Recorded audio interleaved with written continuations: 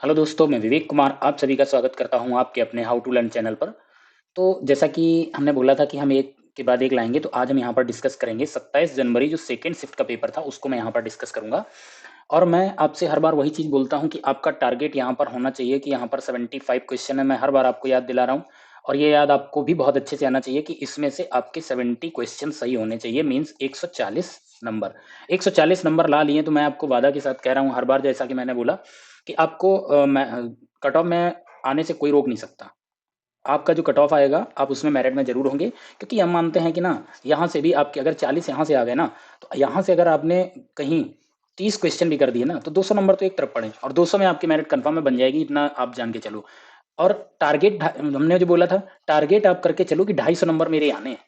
और जब आप 250 जो आप मॉक टेस्ट अगर दे रहे हैं, नहीं दे रहे हैं तो जरूर दीजिएगा, चाहे किसी का भी खरीद सकते हो, है ना। तो टेस्ट जरूर दीजिए। मॉक टेस्ट जो आ रहे हैं, मॉक टेस्ट में अगर आपके 250 नंबर नहीं आते हैं, अगर 200 नंबर मॉक टेस्ट में आ रहे हैं, तो आप मान लीजिए जो मेन एग्जाम होगा आपके 200 से नीचे चले जाएंगे।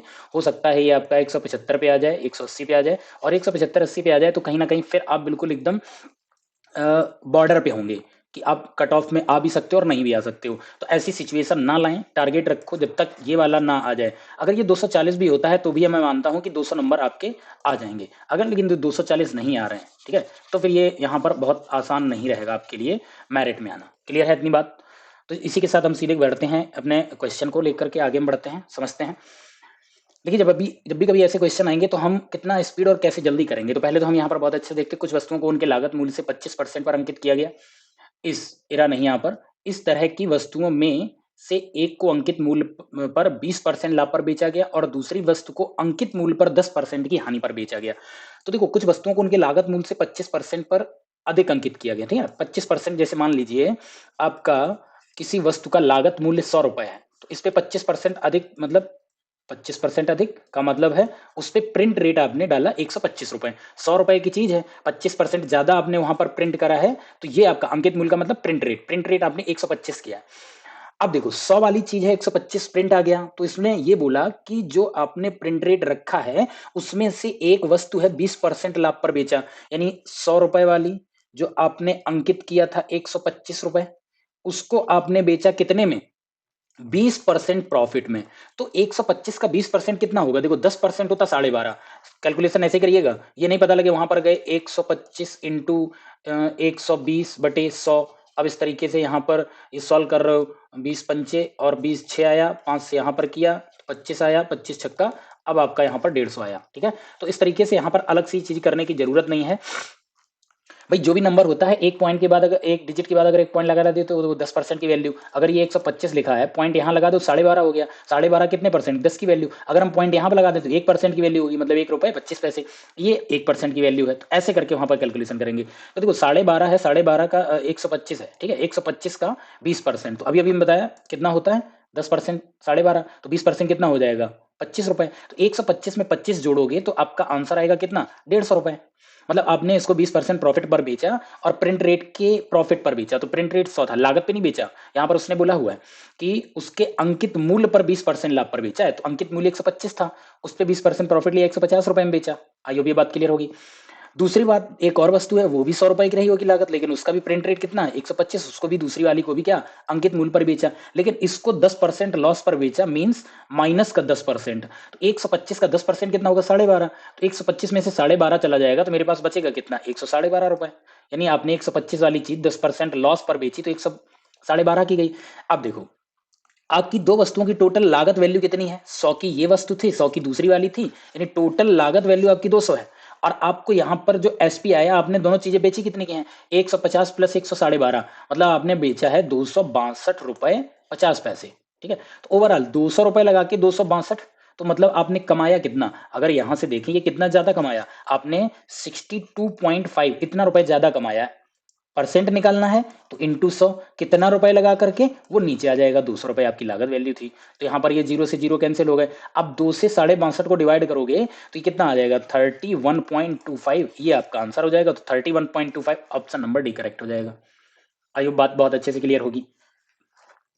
नेक्स्ट क्वेश्चन, 30%, 10% की दो अनुक्रमिक छूट देने के बाद एक वस्तु इतने में बेची गई, तो वस्तु की लागत मूल्य मूल्य बताइए। तो कहने का मतलब 30% और इतना, तो हम मान लेते हैं कि उसका जो प्रिंट रेट होगा, प्रिंट रेट है 100, तो प्रिंट रेट 100 है, 30% की छूट, छूट का मतलब डिस्काउंट, मतलब माइनस हो गया होगा 30%, तो कितने बचे होंगे 70 रुपए, और 70 पे फिर से 10% की छूट दे दी, माइनस 10%, 70 का 10% कितना 7 रुपए, यानी हमने अपने अकॉर्डिंग अगर 100 वस्तु का कीमत होती, ठीक है, तो हम कितने में बेचते 63 रुपए में, 70 से 10% माइनस करोगे 63 आएगा, तो 63 में हम बेचते, हम हमारे अकॉर्डिंग 63, बट क्वेश्चन के अकॉर्डिंग कितना है 945, यानी 63 वाली वैल्यू है 945, और पूछ क्या रहा है, लागत वैल्यू याद कीजिए, लागत हमने यहाँ पर कितनी ली 100, 100 वाली वैल्यू पूछ रहा है, तो 100 वाली वैल्यू निकाल दो, 945 इंटू 100 बटे यहाँ पर कितना आ जाएगा 63, 9 से डिवाइड कर दो, 9 सत्ते 63, और ये हो जाएगा 9 एकम 9, 9 पंचे 45, ठीक है, तो आपके पास ये कितना बचा 105 बटे 7, 105 अगर हम 7 से काटेंगे तो ये कितना आता है 15 सत्ते 105, ये 15 और आ जाएगा यहाँ पर, तो 15 इंटू 100 यानी कि 15 इंटू 100, आंसर आपका कितना आया 1500। आइयो बात ये भी क्लियर होगी, आंसर बी हो जाएगा करेक्ट। तो देख पा रहे हो कितनी जल्दी आसानी से हो रहे हैं क्वेश्चन, प्रैक्टिस बहुत जरूरी, प्रैक्टिस जरूर करनी चाहिए। फिर से मैं बोल रहा हूँ बहुत आसान क्वेश्चन आएंगे, अगर प्रैक्टिस कर लोगे तो आप उड़ाते चले जाओगे, आपके पास टाइम बच जाएगा, इतना ध्यान रखना।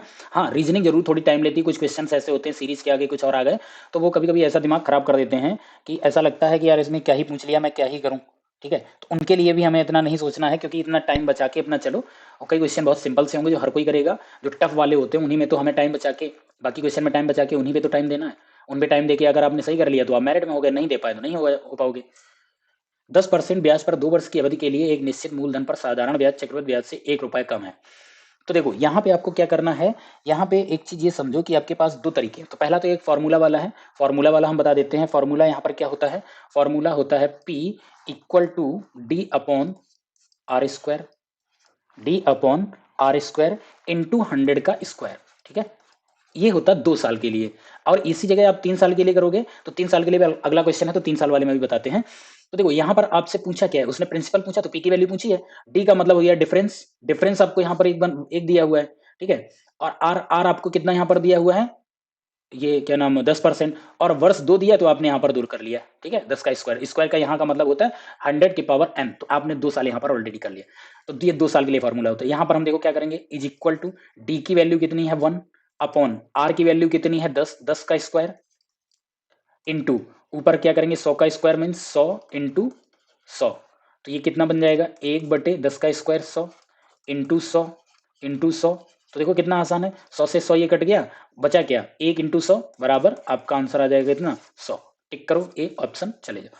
दूसरा तरीका ये है कि यहाँ पे मान लेते हैं, मान लो यहाँ पर कि मान लो मैंने यहाँ पर मान लिया 200 रुपए, ठीक है, उसने यही तो पूछा मूलधन ज्ञात करो, हमने मान लिया मूलधन 200 रुपए है, और ब्याज कितना दिया गया है 10%, तो 10%, 200 का 10% कितना होगा 20 रुपए, ठीक है, तो पहले साल आपको कितना ब्याज मिलेगा 20 रुपए, हम दूसरे साल की अगर बात करें तो दूसरे साल 20 मिलेगा, और इस 20 का भी आपको मिलेगा कितना, इस 20 का भी मिलेगा, ये तो हमारा हो जाएगा एसआई, ठीक है, और सीआई क्या होगा, पहले साल 20 रुपए, दूसरे साल 20 रुपए, प्लस इस 20 का भी 10% 2 रुपए, ये बात क्लियर होगी।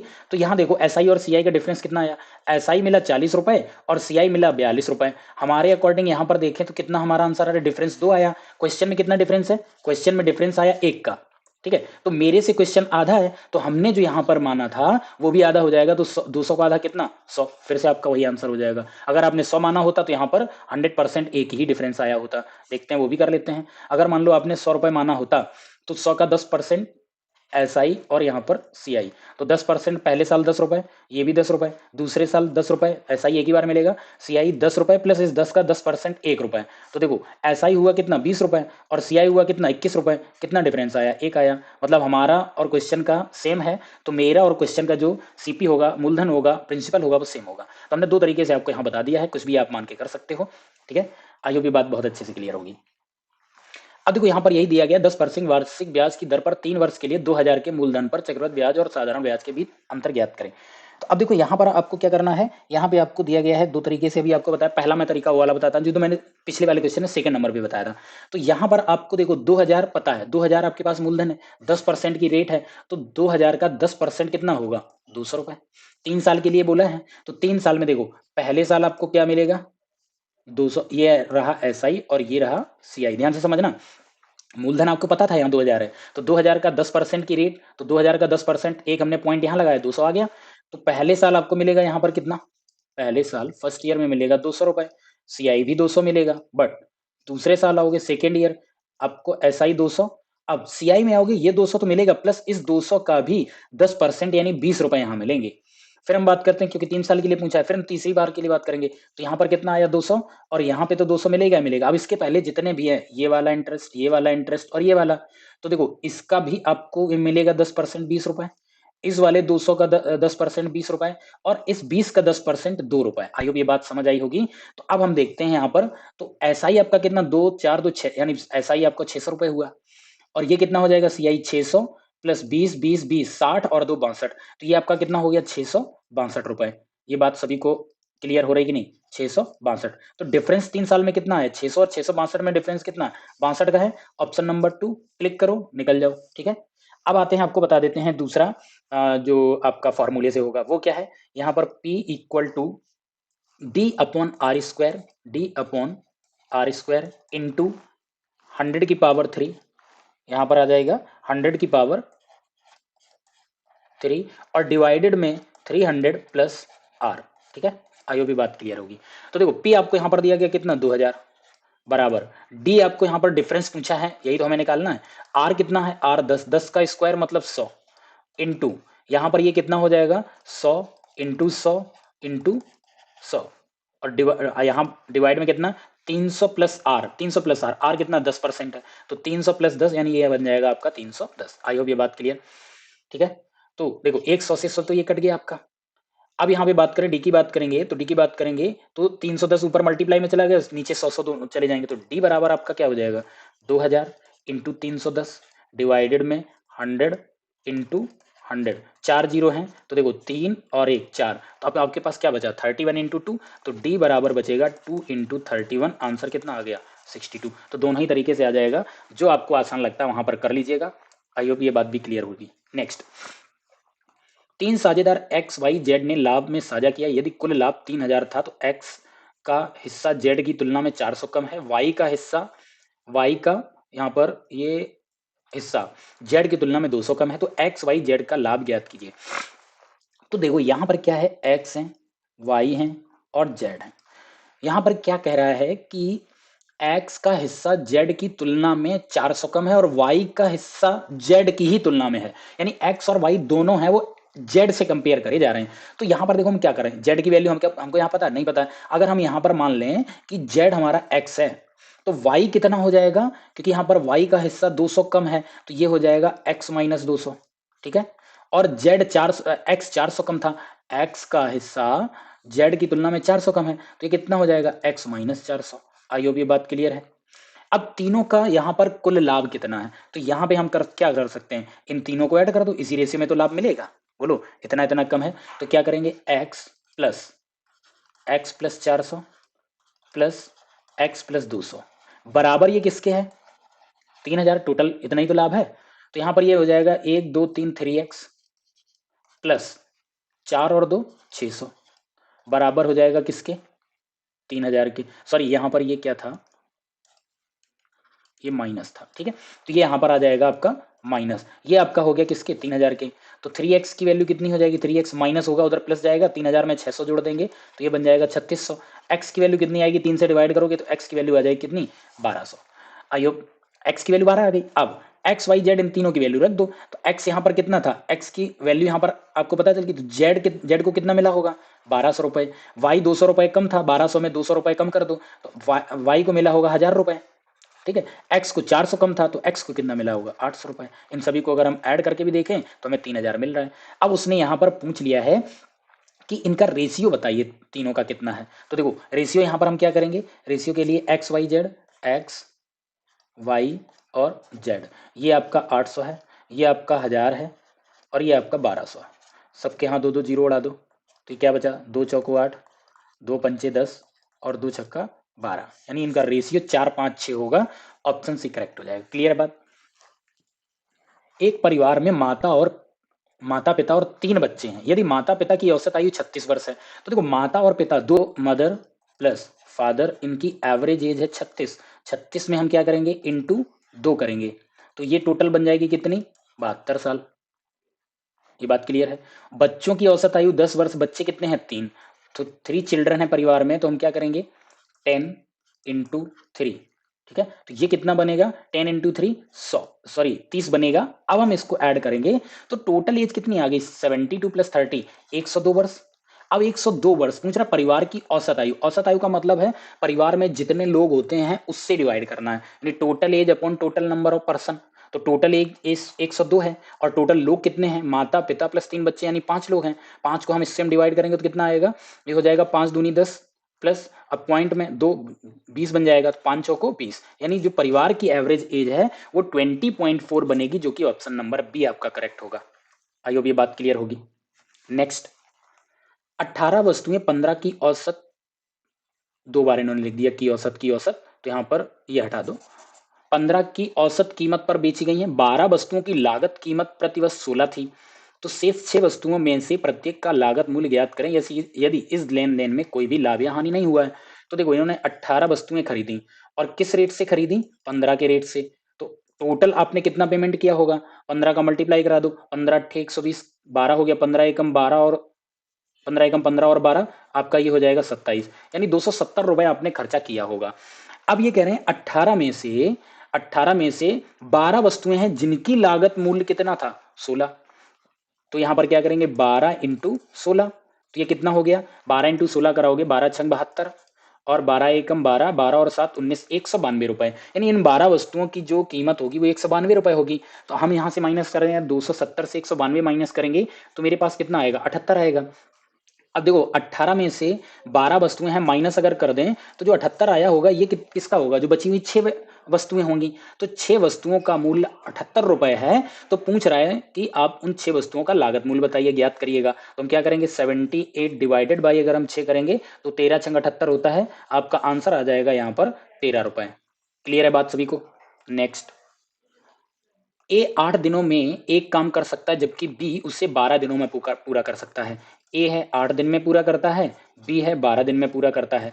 तो इनका अगर हम यहाँ पर अच्छा वह और कह रहे हैं वह सी वह काम कितने दिन में पूरा कर सकता है यदि भी तीनों मिलकर एक साथ ये काम 3 दिन में पूरा कर सकते हैं। तो सबसे पहले देखो हमें टोटल वर्क पता होनी चाहिए। ऐसे में टोटल वर्क मेरे पास यहाँ पर कितना आएगा, 8 और 12 का एलसीएम लेंगे तो 8 और 12 का यहाँ पर एलसीएम हो जाएगा कितना 24, ठीक है।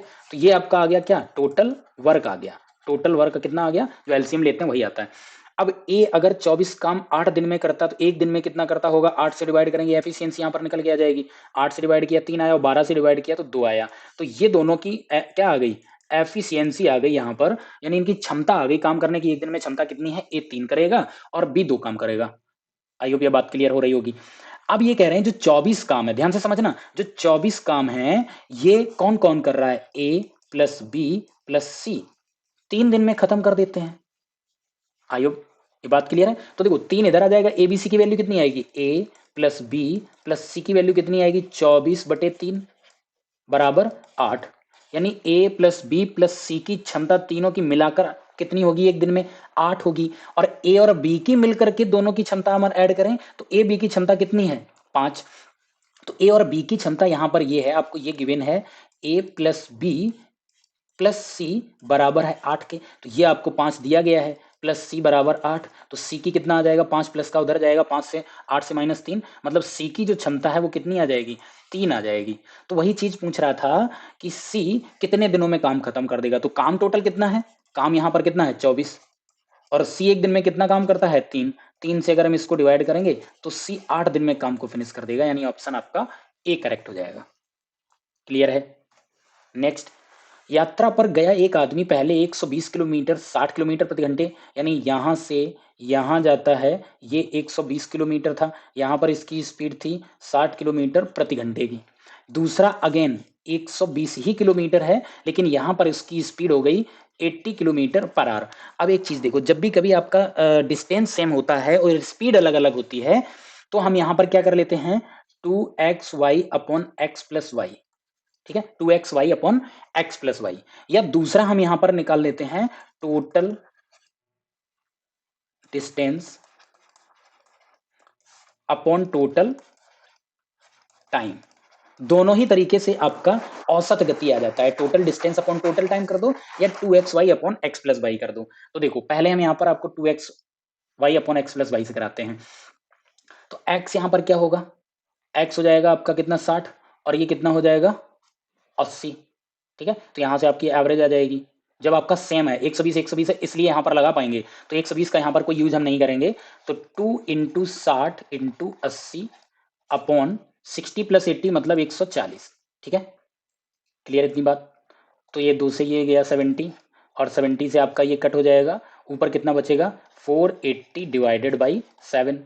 तो 480 डिवाइडेड बाई 7 करो, आंसर कितना मिलेगा, 7 7 जा जाएगा नहीं, 7 6 जा 42 बचेगा 6, 7 8 जा 56 बचेगा 4, 7 5 जा 35, फिर आपके पास बचेगा 5 और 50 7 7 49, यानी का आपका जो आंसर आएगा वो 68.57, ऑप्शन भी करेक्ट हो जाएगा। ठीक है, तो ये रहा। अब हम total distance upon total time से करते हैं। तो देखो total distance upon total time की बात करें, टोटल डिस्टेंस पहले 120 यहाँ गया 120 ये गया, तो टोटल डिस्टेंस कितनी हो गई 120 240 हो गई। टोटल टाइम कितना लगेगा, अगर हम बात करें कि 60 किलोमीटर जा रहा था, 60 किलोमीटर सॉरी 120 किलोमीटर जा रहा था 60 की स्पीड से, तो यहाँ पर आपको कितना समय लगेगा 2 घंटे लगेंगे। और 120 किलोमीटर 80 की स्पीड से जाएगा तो टाइम लगेगा 1.5 घंटे। आई होप ये बात क्लियर। तो ओवरऑल टाइम आपको कितना लगा 3.5 घंटे लगे। ठीक है, ये हटा देते हैं। तो 3.5 घंटे में अभी भी वही चीज आंसर आपका वही आएगा। तो देखो अब यहाँ पर हम क्या करें, ये पॉइंट हटा दो, ऊपर एक जीरो बढ़ा दो। अब ये 5 से डिवाइड कर दो, 5 से हम डिवाइड करेंगे तो ये कितना आ जाएगा 5 चौको 20 और 5 अट्ठे 40, 480 और 5 सत्ते 35। अगेन आप देखोगे वही चीज यहाँ पर आ गई 480/7। ठीक है, 480/7 है, 7 से डिवाइड करोगे तो अगेन आपका 68.57 आंसर आ जाएगा। तो मेरे को कहीं ना कहीं ये थोड़ा सा बजाय फॉर्मूले के ये ज़्यादा सिंपल लगा। Total distance upon total time दीजिएगा, और ये total distance upon total time है ना, ये यूनिवर्सल है, ये हर जगह अप्लाई होगा। लेकिन ये 2xy upon x plus Y ये तभी अप्लाई होगा जब आप दो डिस्टेंस कवर कर रहे हो, वो डिस्टेंस सेम हो। अगर सेम नहीं है, अगर मान लो यहाँ पे 120 के बजाय वो 150 कर देता, तो आप 2xy upon x plus Y नहीं कर पाओगे, कभी नहीं कर पाओगे। ठीक है, तो ये उतना अच्छा नहीं है। तो हमेशा ये वाला याद रखिए, total distance upon total time. ठीक है, दो कारों की गति का अनुपात 10 और 11 है। मान लो एक कार ए है और एक कार बी है, पहले की गति 10 है और दूसरे की गति 11 है, यानी इसकी एक ज्यादा है रेशियो। यदि पहली कार मीन्स ए है, वो 10 घंटे में 500 किलोमीटर जाती है, तो total distance upon time equal to speed आ जाएगी। आपका क्या है डिस्टेंस अपॉन टाइम, तो आपकी क्या आ जाएगी स्पीड आ जाएगी। तो यहाँ पर डिस्टेंस कितनी है 500, टाइम कितना लग रहा है 10 घंटे में, स्पीड कितनी आ जाएगी कैंसिल कर दो, आंसर आएगा 50। यानी कि पहली वाली जो कार है उसकी स्पीड है 50 किलोमीटर प्रति घंटे, तो 10 वाली वैल्यू यहाँ पर कितनी आ गई 50। अगर 10 बराबर 50 है तो 11 बराबर क्या होगा, एक बराबर हो जाएगा 5, 11 बराबर आ जाएगा आपका कितना 55, यानी 55 किलोमीटर पर आवर स्पीड होगी सेकेंड वाली कार की। क्लियर हो गई होगी बात। नेक्स्ट, 9 सेंटीमीटर त्रिज्या वाला एक गोला 3 सेंटीमीटर त्रिज्या वाले सिलेंडर के रूप में ढाला जाता है, सिलेंडर की ऊंचाई ज्ञात कीजिए। तो देखो यहाँ पर दोनों का आयतन बराबर रहेगा। जब भी कभी कोई चीज़ पिघलाई जाती है तो पिघलाने पर चाहे कभी भी कुछ भी बनाइएगा, आपका जो वॉल्यूम होता है आयतन होता है वो हमेशा सेम रहता है। तो हम यहाँ पर आयतन को अगर बराबर कर लें, यहाँ पर अगर गोले का आयतन देखें तो गोले का आयतन का फार्मूला क्या होता है 4/3 पाई आर क्यूब बराबर सिलेंडर का यहाँ पर क्या हो जाएगा, ये हो जाएगा आपका पाई आर स्क्वायर एच। ठीक है, तो अब देखो यहाँ पर 4/3 इंटू पाई इंटू आर कितना दिया गया है 9, तो 9 बराबर यहाँ भी आपका पाई आ जाएगा इंटू आर, यहाँ पे आर आपको 3 दिया गया है तो 3 इंटू एच आपको फाइंड करना है। तो देखो पाई से पाई कैंसिल होगा, ठीक है, और 3 3 जा 9 से एक ये 9 कैंसिल हो जाएगा। तो देखो एच की वैल्यू कितनी होगी, इधर तुम्हारे पास कुछ बचा नहीं है, तो एच बराबर हो जाएगा आपके पास। अच्छा एक चीज़ और, यहाँ पर ये आपका 3 3 जा 9 एक और कट हो जाएगा, तो आपके पास एच की वैल्यू बची 4 इंटू 3 इंटू 9। तो ये एच की वैल्यू आपकी क्या आ जाएगी 4 तिया 12, 12 नमाइया कितना होता है 12 निम्मा 108। तो आपका आंसर हो जाएगा 108 सेंटीमीटर उस सिलेंडर की ऊंचाई है। क्लियर हो गई होगी बात। तो सारा खेल यहाँ पर फॉर्मूले का था। 6 से विभाजित सबसे छोटी 4 अंकों वाले संख्या के अंकों के योग और 11 से विभाजित सबसे छोटी 5 अंकों वाली संख्या के योग का गुणनफल। तो देखो 6 से विभाजित होने वाली सबसे छोटी संख्या 4 अंकों वाली, ठीक है, तो देखो 4 अंकों वाली अगर हम यहाँ पे बात करें 6 से डिवाइड होने वाली, तो अब यहाँ पर हम मान लेते हैं कि 1000 है, यही है सबसे छोटी। 6 से अगर हम डिवाइड करें तो क्या हो जाएगा 6 एकम 6 बचेगा 4, 40 हो जाएगा, 6 छक्का 36। ठीक है, तो रिमाइंडर आपका फिर 4 आएगा, फिर आपका ये आपका जीरो बच रहा है, फिर आपका 6 छक्का 36 करोगे तो फिर आपका यहाँ पर रिमाइंडर 4 आया। और हमने आपको बताया था जब भी छोटी से छोटी निकालते हैं जो रिमाइंडर होता है वो हम डिवाइजर से माइनस करते हैं और जो आएगा वो हम जो छोटी से छोटी आपने संख्या यहाँ ली उसमें जोड़ देंगे। तो आपका यहाँ पर क्या आएगा 6 माइनस 4 इक्वल टू 2, ये आपको ऐड करना 1000 में। तो 6 से डिवाइड होने वाली सबसे छोटी संख्या क्या आएगी 100 और 2 जोड़ दोगे 2 आएगा 1002। ठीक है, इसी तरीके से हम यहाँ पर निकालेंगे किससे 11 से विभाजित होने वाली 5 अंकों की संख्या। तो 11 से हम डिवाइड करेंगे 5 अंकों की कौन सी होती है सबसे छोटी संख्या, यहाँ पर ये 10,000 हो जाएगी। 11 से डिवाइड करो 11 9 99, कितना बचेगा आपके पास 1, यहाँ से आपका ये कितना आ जाएगा 0, फिर यहाँ पर एक 0, अगेन ये 0 लेंगे, फिर आपका यहाँ पर आएगा 11 बोलो आपका यहाँ पर रिमाइंडर कितना बचा 1 बचा। तो देखो फिर से रिमाइंडर आपका 1 बचा तो वही चीज कराएंगे 11 minus reminder is equal to answer 10 आएगा और जो आपने सबसे छोटी संख्या ली थी उसमें जोड़ दो। तो 10,000 में 10 जोड़ोगे तो आपका आएगा 11 से विभाजित होने वाली 5 अंकों की सबसे छोटी संख्या होगी 10010। ठीक है, क्लियर हो गई इतनी बात। तो अब यही चीज इसने पूछी है तो इसका मल्टीप्लाई इसने पूछा। तो 6 से विभाजित होने वाली सबसे छोटी संख्या है वो कितनी है 200, ये आ गया 3 और 10010 ये आ गया 2। तो इनका आपस में मल्टीप्लाई अगर हम करेंगे तो मल्टीप्लाई 3 2 जा 6 आएगा। ऑप्शन नंबर यहाँ पर आपका सी करेक्ट हो जाएगा। क्लियर है बात।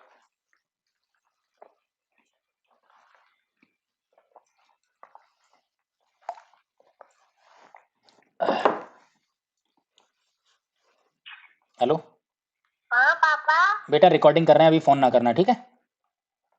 आई love you. Bye bye, I love you.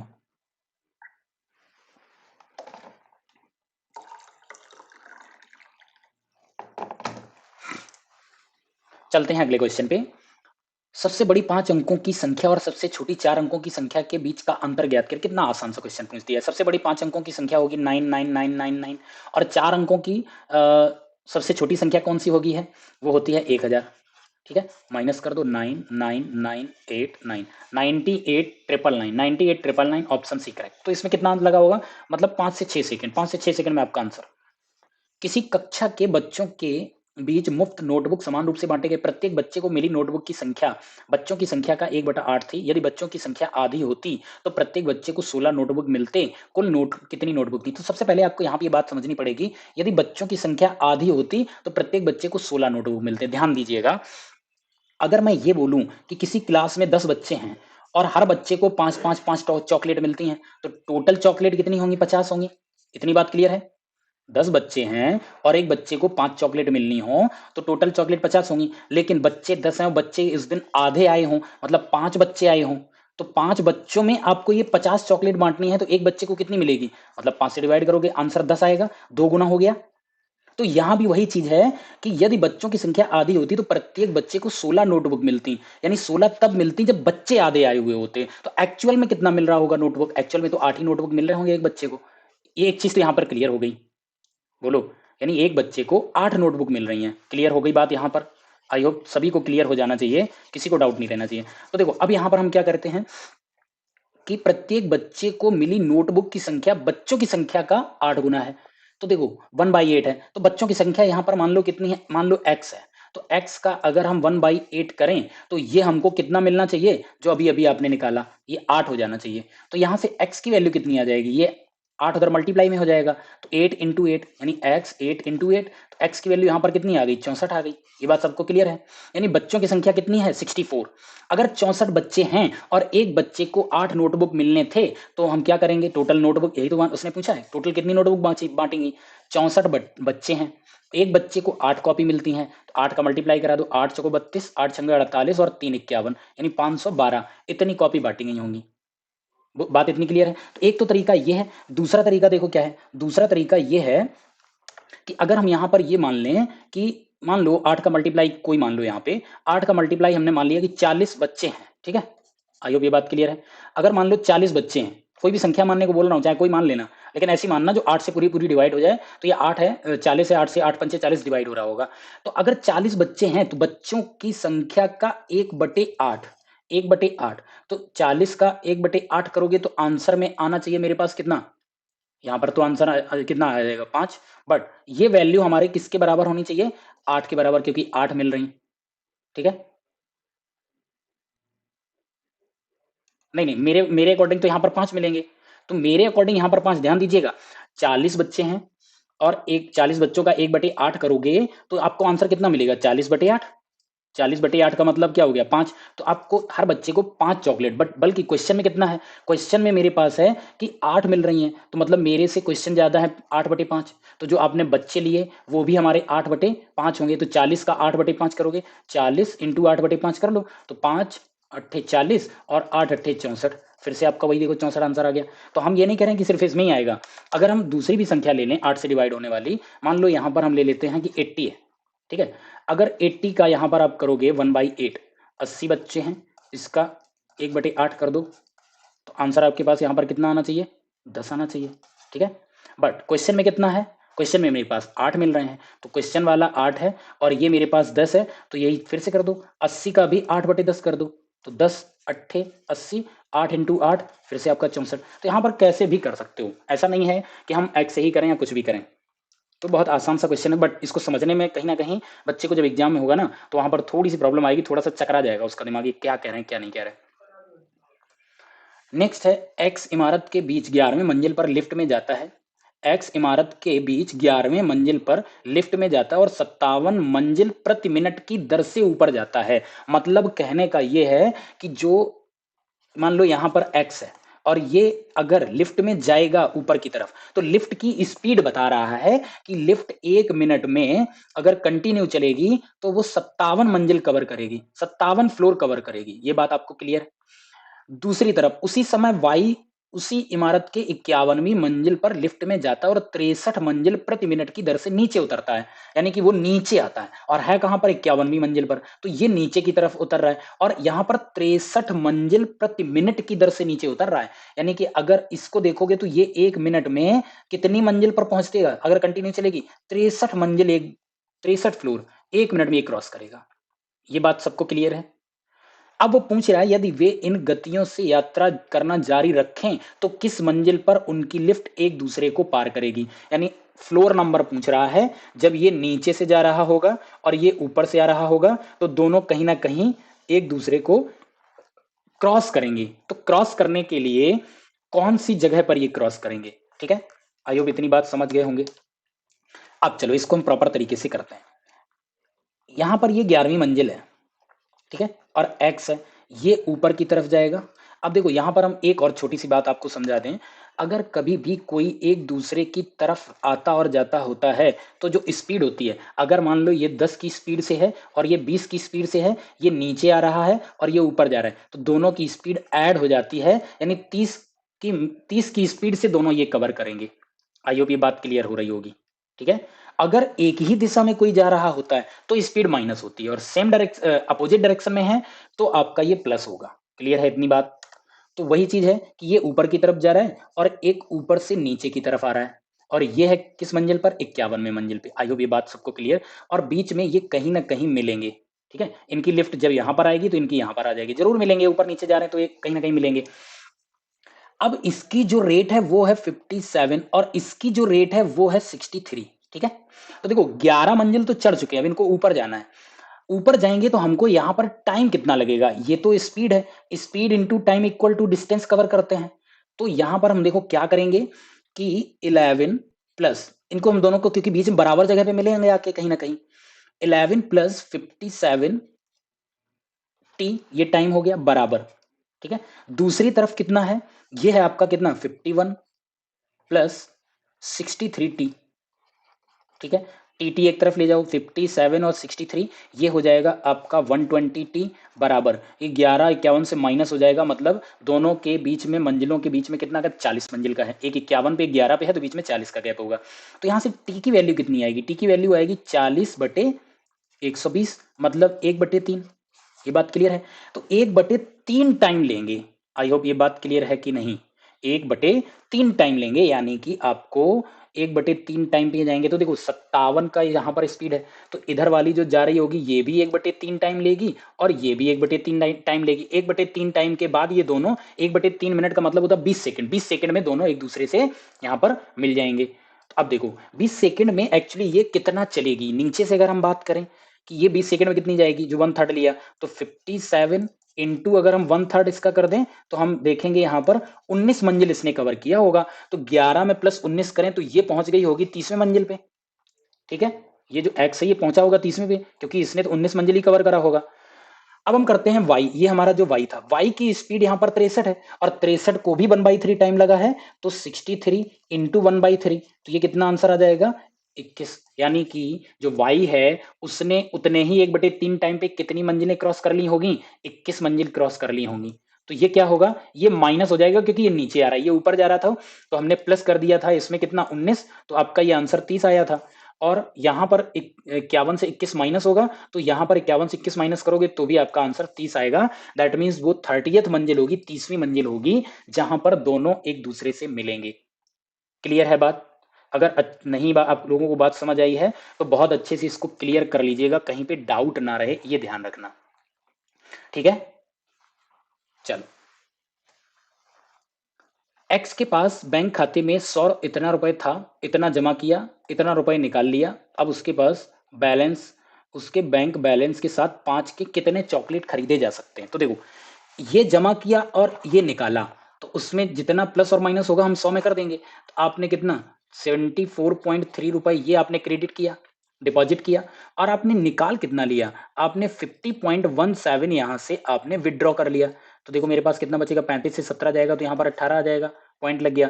और 74 से आपका 50 यानी 24 यानी 24 रुपए 18 पैसे इसमें जोड़ दो। 100 रुपए 82 पैसे आपके पास 82 पैसे पहले से हैं, तो 24.18 इतना और ऐड कर दो। 8 2 10, 8 1 9 1 अगेन 10 हो गया, 4 में 1 चला जाएगा 5, और ये आपके पास आ जाएगा यहाँ 12। यानी टोटल कितना 125 रुपए खाते में हो गया है।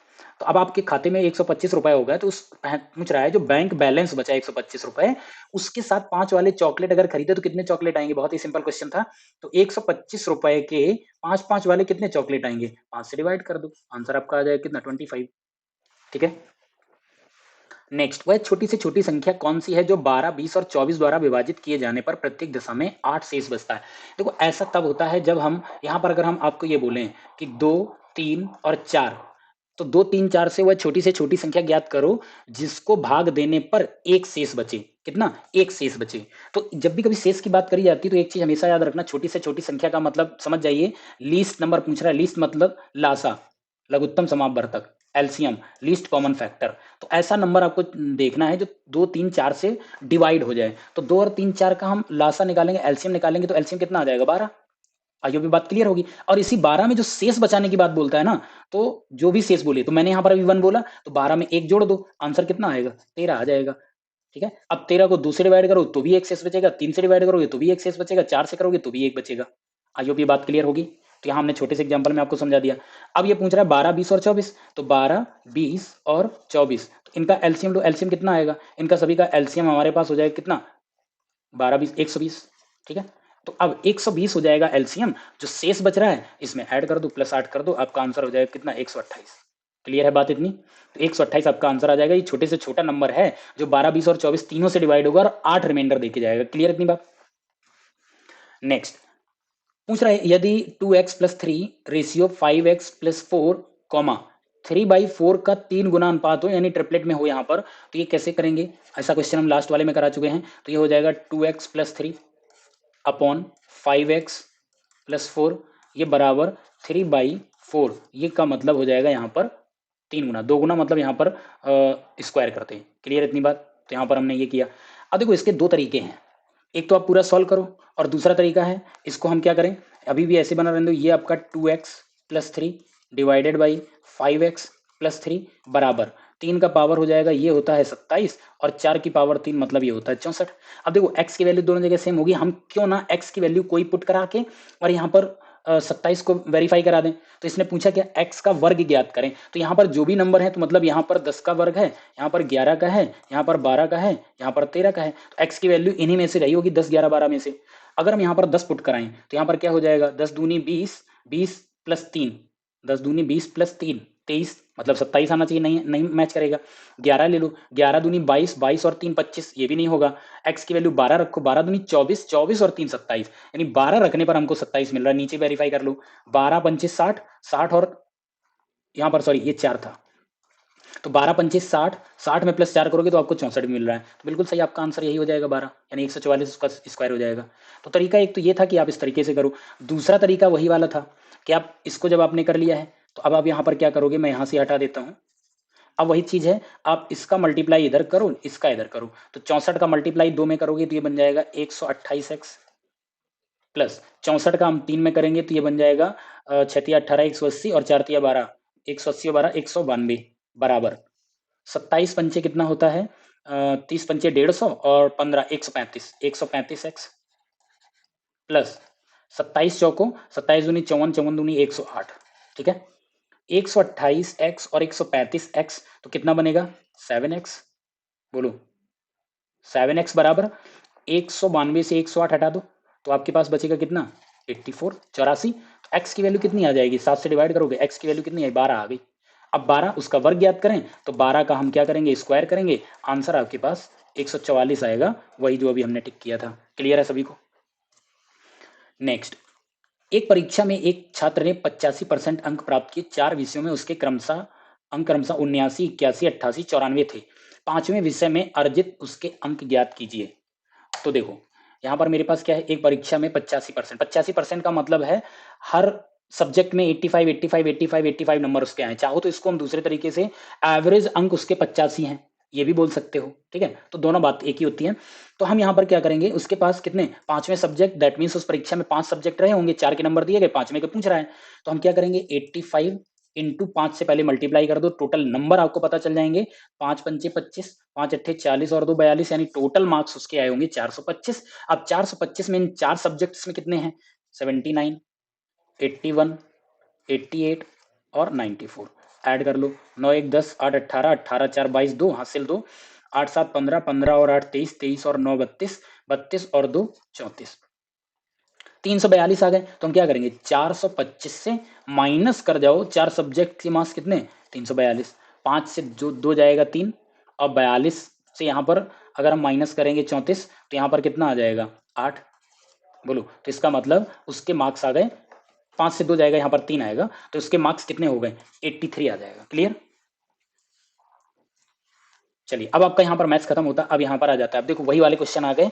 इसमें देखो मैं फिर से बोलता हूँ, बहुत ही ये डाउटफुल क्वेश्चन होते हैं, मैं बार बार उसी की बात करता हूँ, क्योंकि आप अब नेट पर भी सर्च करोगे जाके, सब कुछ देखोगे तो सबके कहीं ना कहीं अलग अलग आंसर मिले, कोई ये बता देता, कोई वो बता देता, कोई ये कर देता है।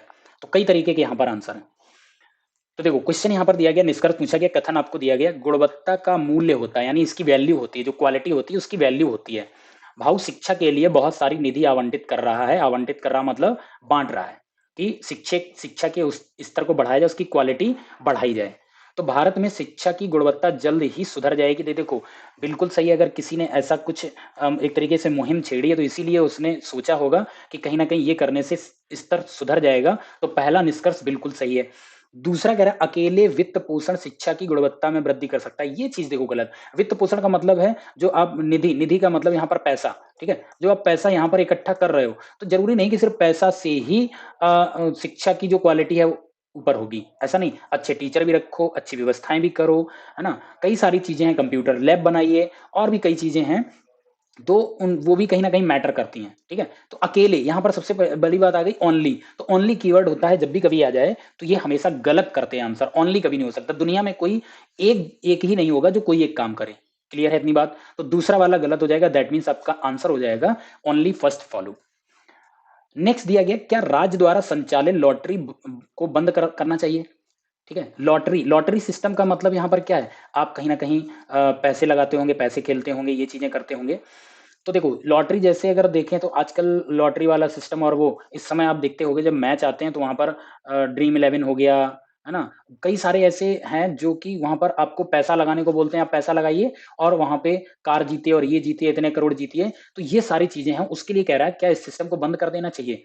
तो पहला कह रहा है नहीं, सरकार को राजस्व प्राप्त नहीं होगा। भाई सिर्फ यही एक तरीका थोड़ी है राजस्व प्राप्त करने का, सरकार के लिए तो कितने सारे ऑप्शन हैं, डीजल में बढ़ा दो, शराब के रेट बढ़ा दो, कितने सारी चीजें हैं, कहाँ कहाँ नहीं बढ़ा दो। तो यहाँ पर पहला ऐसा नहीं है कि क्या इसको बंद कर देना चाहिए, मना कर रहे हैं, नहीं बंद कर देना चाहिए, तो ये वाला गलत है, राजस्व प्राप्त नहीं होगा। या कह भी सकते हो कि राजस्व प्राप्त होगा भी, तो बहुत सारे इसमें वैसे वो चीजें आ जाती हैं। दूसरा कह रहा है हाँ, सरकार को जुए को बढ़ावा नहीं देना चाहिए। जुए को बढ़ावा नहीं देना चाहिए, एक तरीके से यहाँ पर देखा जाए तो पैसे कमाने के चक्कर में उनको यहाँ पर ये चीज़ ये कर देते हैं। कई कंपनियां हैं, वो सब कुछ है, उनका वो अपना साइन करा लेते हैं, सब कुछ कर लेते हैं, फिर ये लगाने को बोलते हैं और लोग इसमें पैसा लगाते हैं।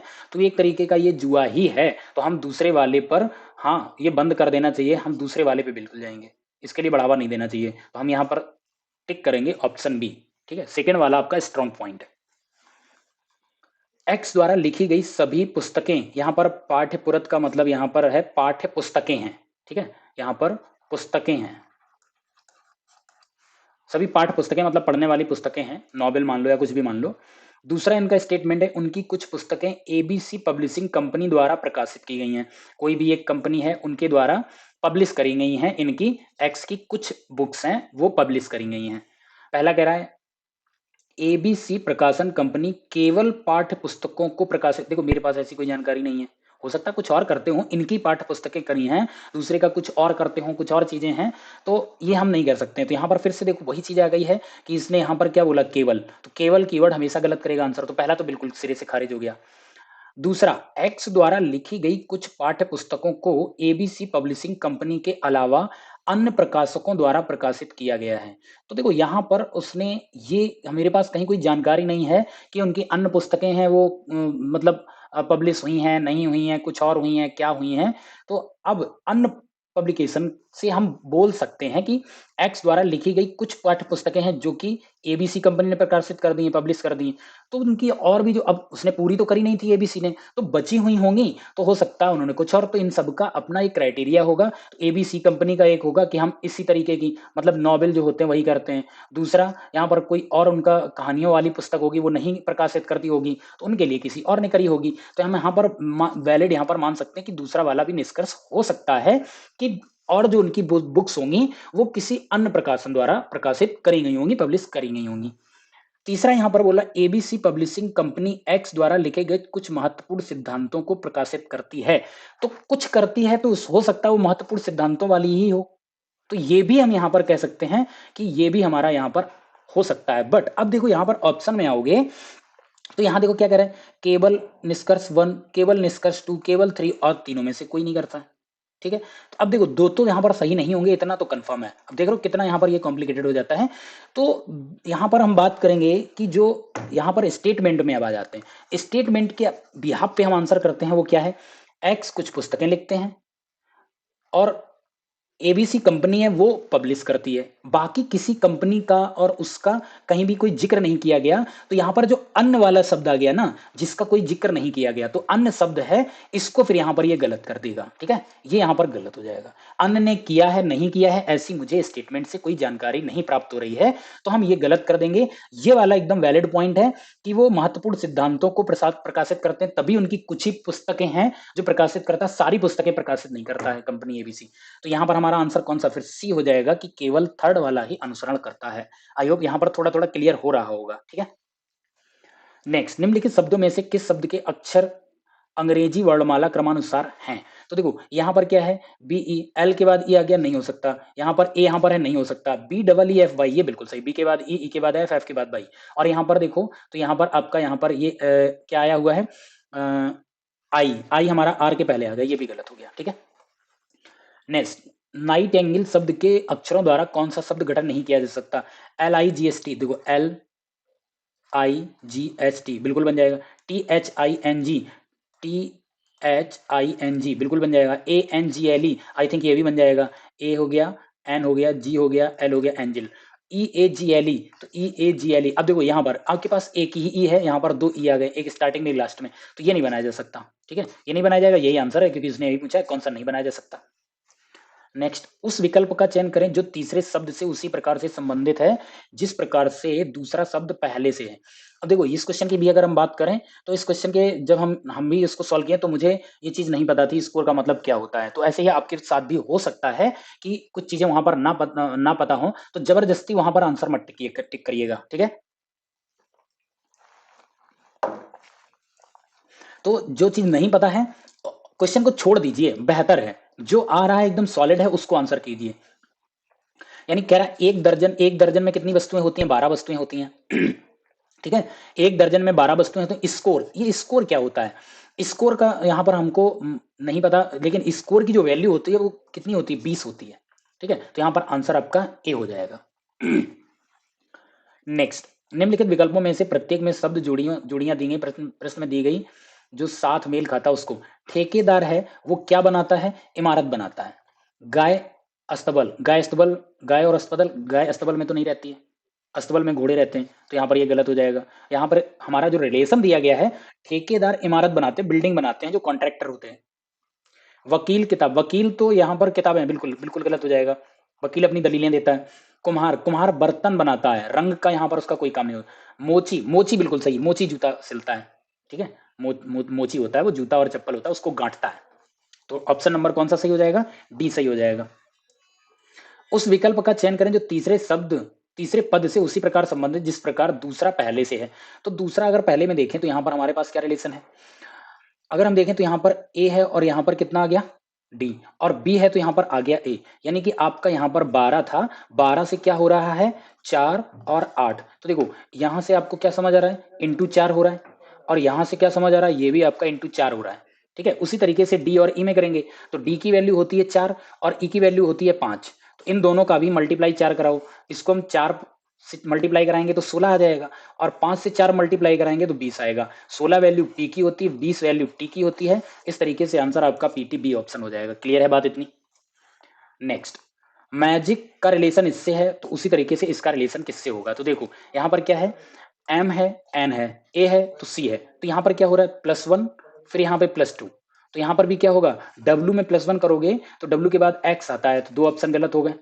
ठीक है, दूसरा चेक ना करो, लास्ट वाला चेक कर लो। लास्ट वाले में क्या हो रहा है? लास्ट वाले में हमारा यहाँ पर सी से क्या हुआ? एच हुआ। सी की वैल्यू 3 होती है, एच की 8, मतलब +5 हुआ है, तो यहाँ पर एच की वैल्यू 8 है, प्लस अगर हम 5 करेंगे तो यहाँ पर 13 हो जाएगा, और 13 वैल्यू एम की होगी, ये वाला भी ऑप्शन गलत हो जाएगा, तो एम आ जाएगा यहाँ पे। क्लियर हो गई बात? आई होप ये बात सबको बहुत अच्छे से क्लियर होगी। नेक्स्ट, लुप्त संख्या ज्ञात कीजिएगा। तो यहाँ पर 11, 14, 19, 26 और 35 है। तो देखो 11, 14, 19, 26 और 35, तो आगे हमारे पास कौन सा नंबर आएगा? तो यहाँ पर देखो तो आपको +3 मिल रहा है, यहाँ पर देखेंगे 14 +5 मिल रहा है, यहाँ पर +7 मिल रहा है, +9 मिल रहा है, आगे क्या होगा? प्लस का 11 हो जाएगा। 35 में 11 जोड़ोगे तो आपको यहाँ पर मिलेगा 46, ऑप्शन नंबर बी करेक्ट हो जाएगा। श्रृंखला में लुप्त संख्याएं x और y ज्ञात करें, जिसमें y माइनस एक्स आपको बताना पड़ेगा। तो देखो इसमें इस क्वेश्चन में 2 लॉजिक लग रहे हैं। जिसने क्वेश्चन बनाया तो उसने ऑप्शन बहुत अच्छे से नहीं रखा, मैं आपको 2 लॉजिक लगा के दिखाता हूँ। देखो पहले 10, 30, 20, फिर यहाँ पर कोई नंबर आएगा 50, यहाँ पर 150, और फिर यहाँ पर कोई एक नंबर आएगा। तो देखो यहाँ पर 2 तरीके आपके पास आ रहे हैं। पहला तरीका है यहाँ पर ×3 -10, ठीक है, फिर हम यहाँ पर कराएंगे ×3, तो 20 दिया, यहाँ पर 60 आ जाएगा, और 60 में यहाँ पर हम क्या कराएंगे? माइनस का 10, तो 50 आएगा, और 50 में फिर हम ×3 करा देंगे तो यहाँ पर 150 आ जाएगा, और फिर हमारा माइनस अगर हम 10 करेंगे तो 50 में से 10 माइनस तो 140 आ जाएगा। तो ये आपका था y, और यहाँ पर ये था आपका कितना? x। तो आप क्या करोगे? y माइनस एक्स करोगे, तो y माइनस एक्स मतलब 140 माइनस 60, आंसर आपका 80 आ जाएगा। ठीक है, तो एक तो आपका ये लॉजिक लग रहा है। दूसरा लॉजिक देखो यहाँ पर, दूसरा लॉजिक है 10, 30, 20, फिर यहां पर 50, 150, और यहां पर कोई एक नंबर आएगा। तो यहां पे देखो आपको क्या दिख रहा है? आपने अल्टरनेट मल्टीप्लाई कराओ। अल्टरनेट अगर हम मल्टीप्लाई कराएं तो यहां पर कितना है? ×2 हो रहा है। फिर अल्टरनेट जाएंगे तो 20 में हम मल्टीप्लाई 50 से 50 हो रहा है, तो मतलब यहाँ पर 2.5 से मल्टीप्लाई हुआ होगा। तो अब हमें आगे क्या कराएंगे? 3 से मल्टीप्लाई कराएंगे, तो 50 में ×3 करोगे, यहाँ भी आपका कितना आंसर आ जाएगा? 150। तो y की वैल्यू यहाँ पर 150 आ गई, यहाँ पर ये 40 आ रही थी, दोनों तरीके से मैच कर रहे हैं। अब वही चीज हम यहाँ नीचे करेंगे।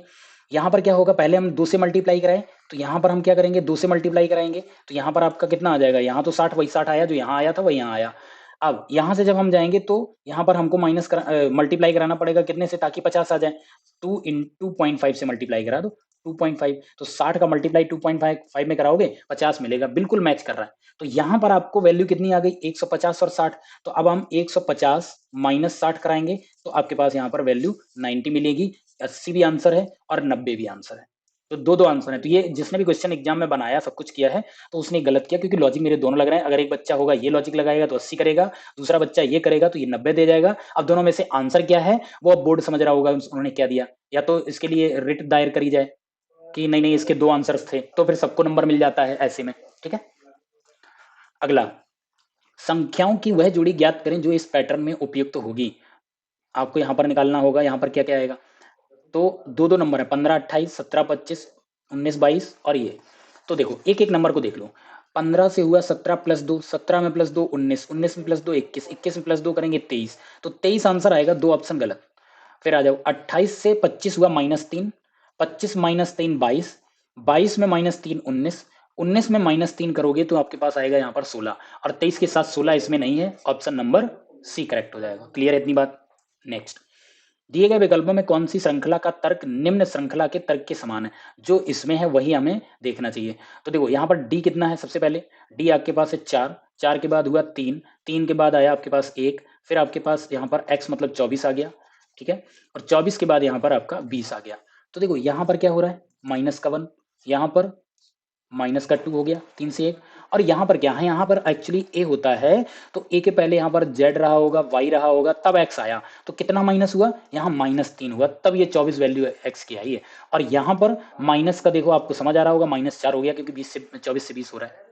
ठीक है, तो ये अब जिसमें आपको मिलेगा। दूसरे तरीके से देखो, अब ऐसे अगर यहाँ पर देखोगे ऑप्शन, तो आपको प्रॉब्लम होगी। आप इस क्वेश्चन को ऐसे देखो, यहाँ पर कितना, प्लस का 4, प्लस का 3, प्लस का 2, प्लस करना आसान होता है ना, और यहाँ प्लस का 1, ऐसे देखो।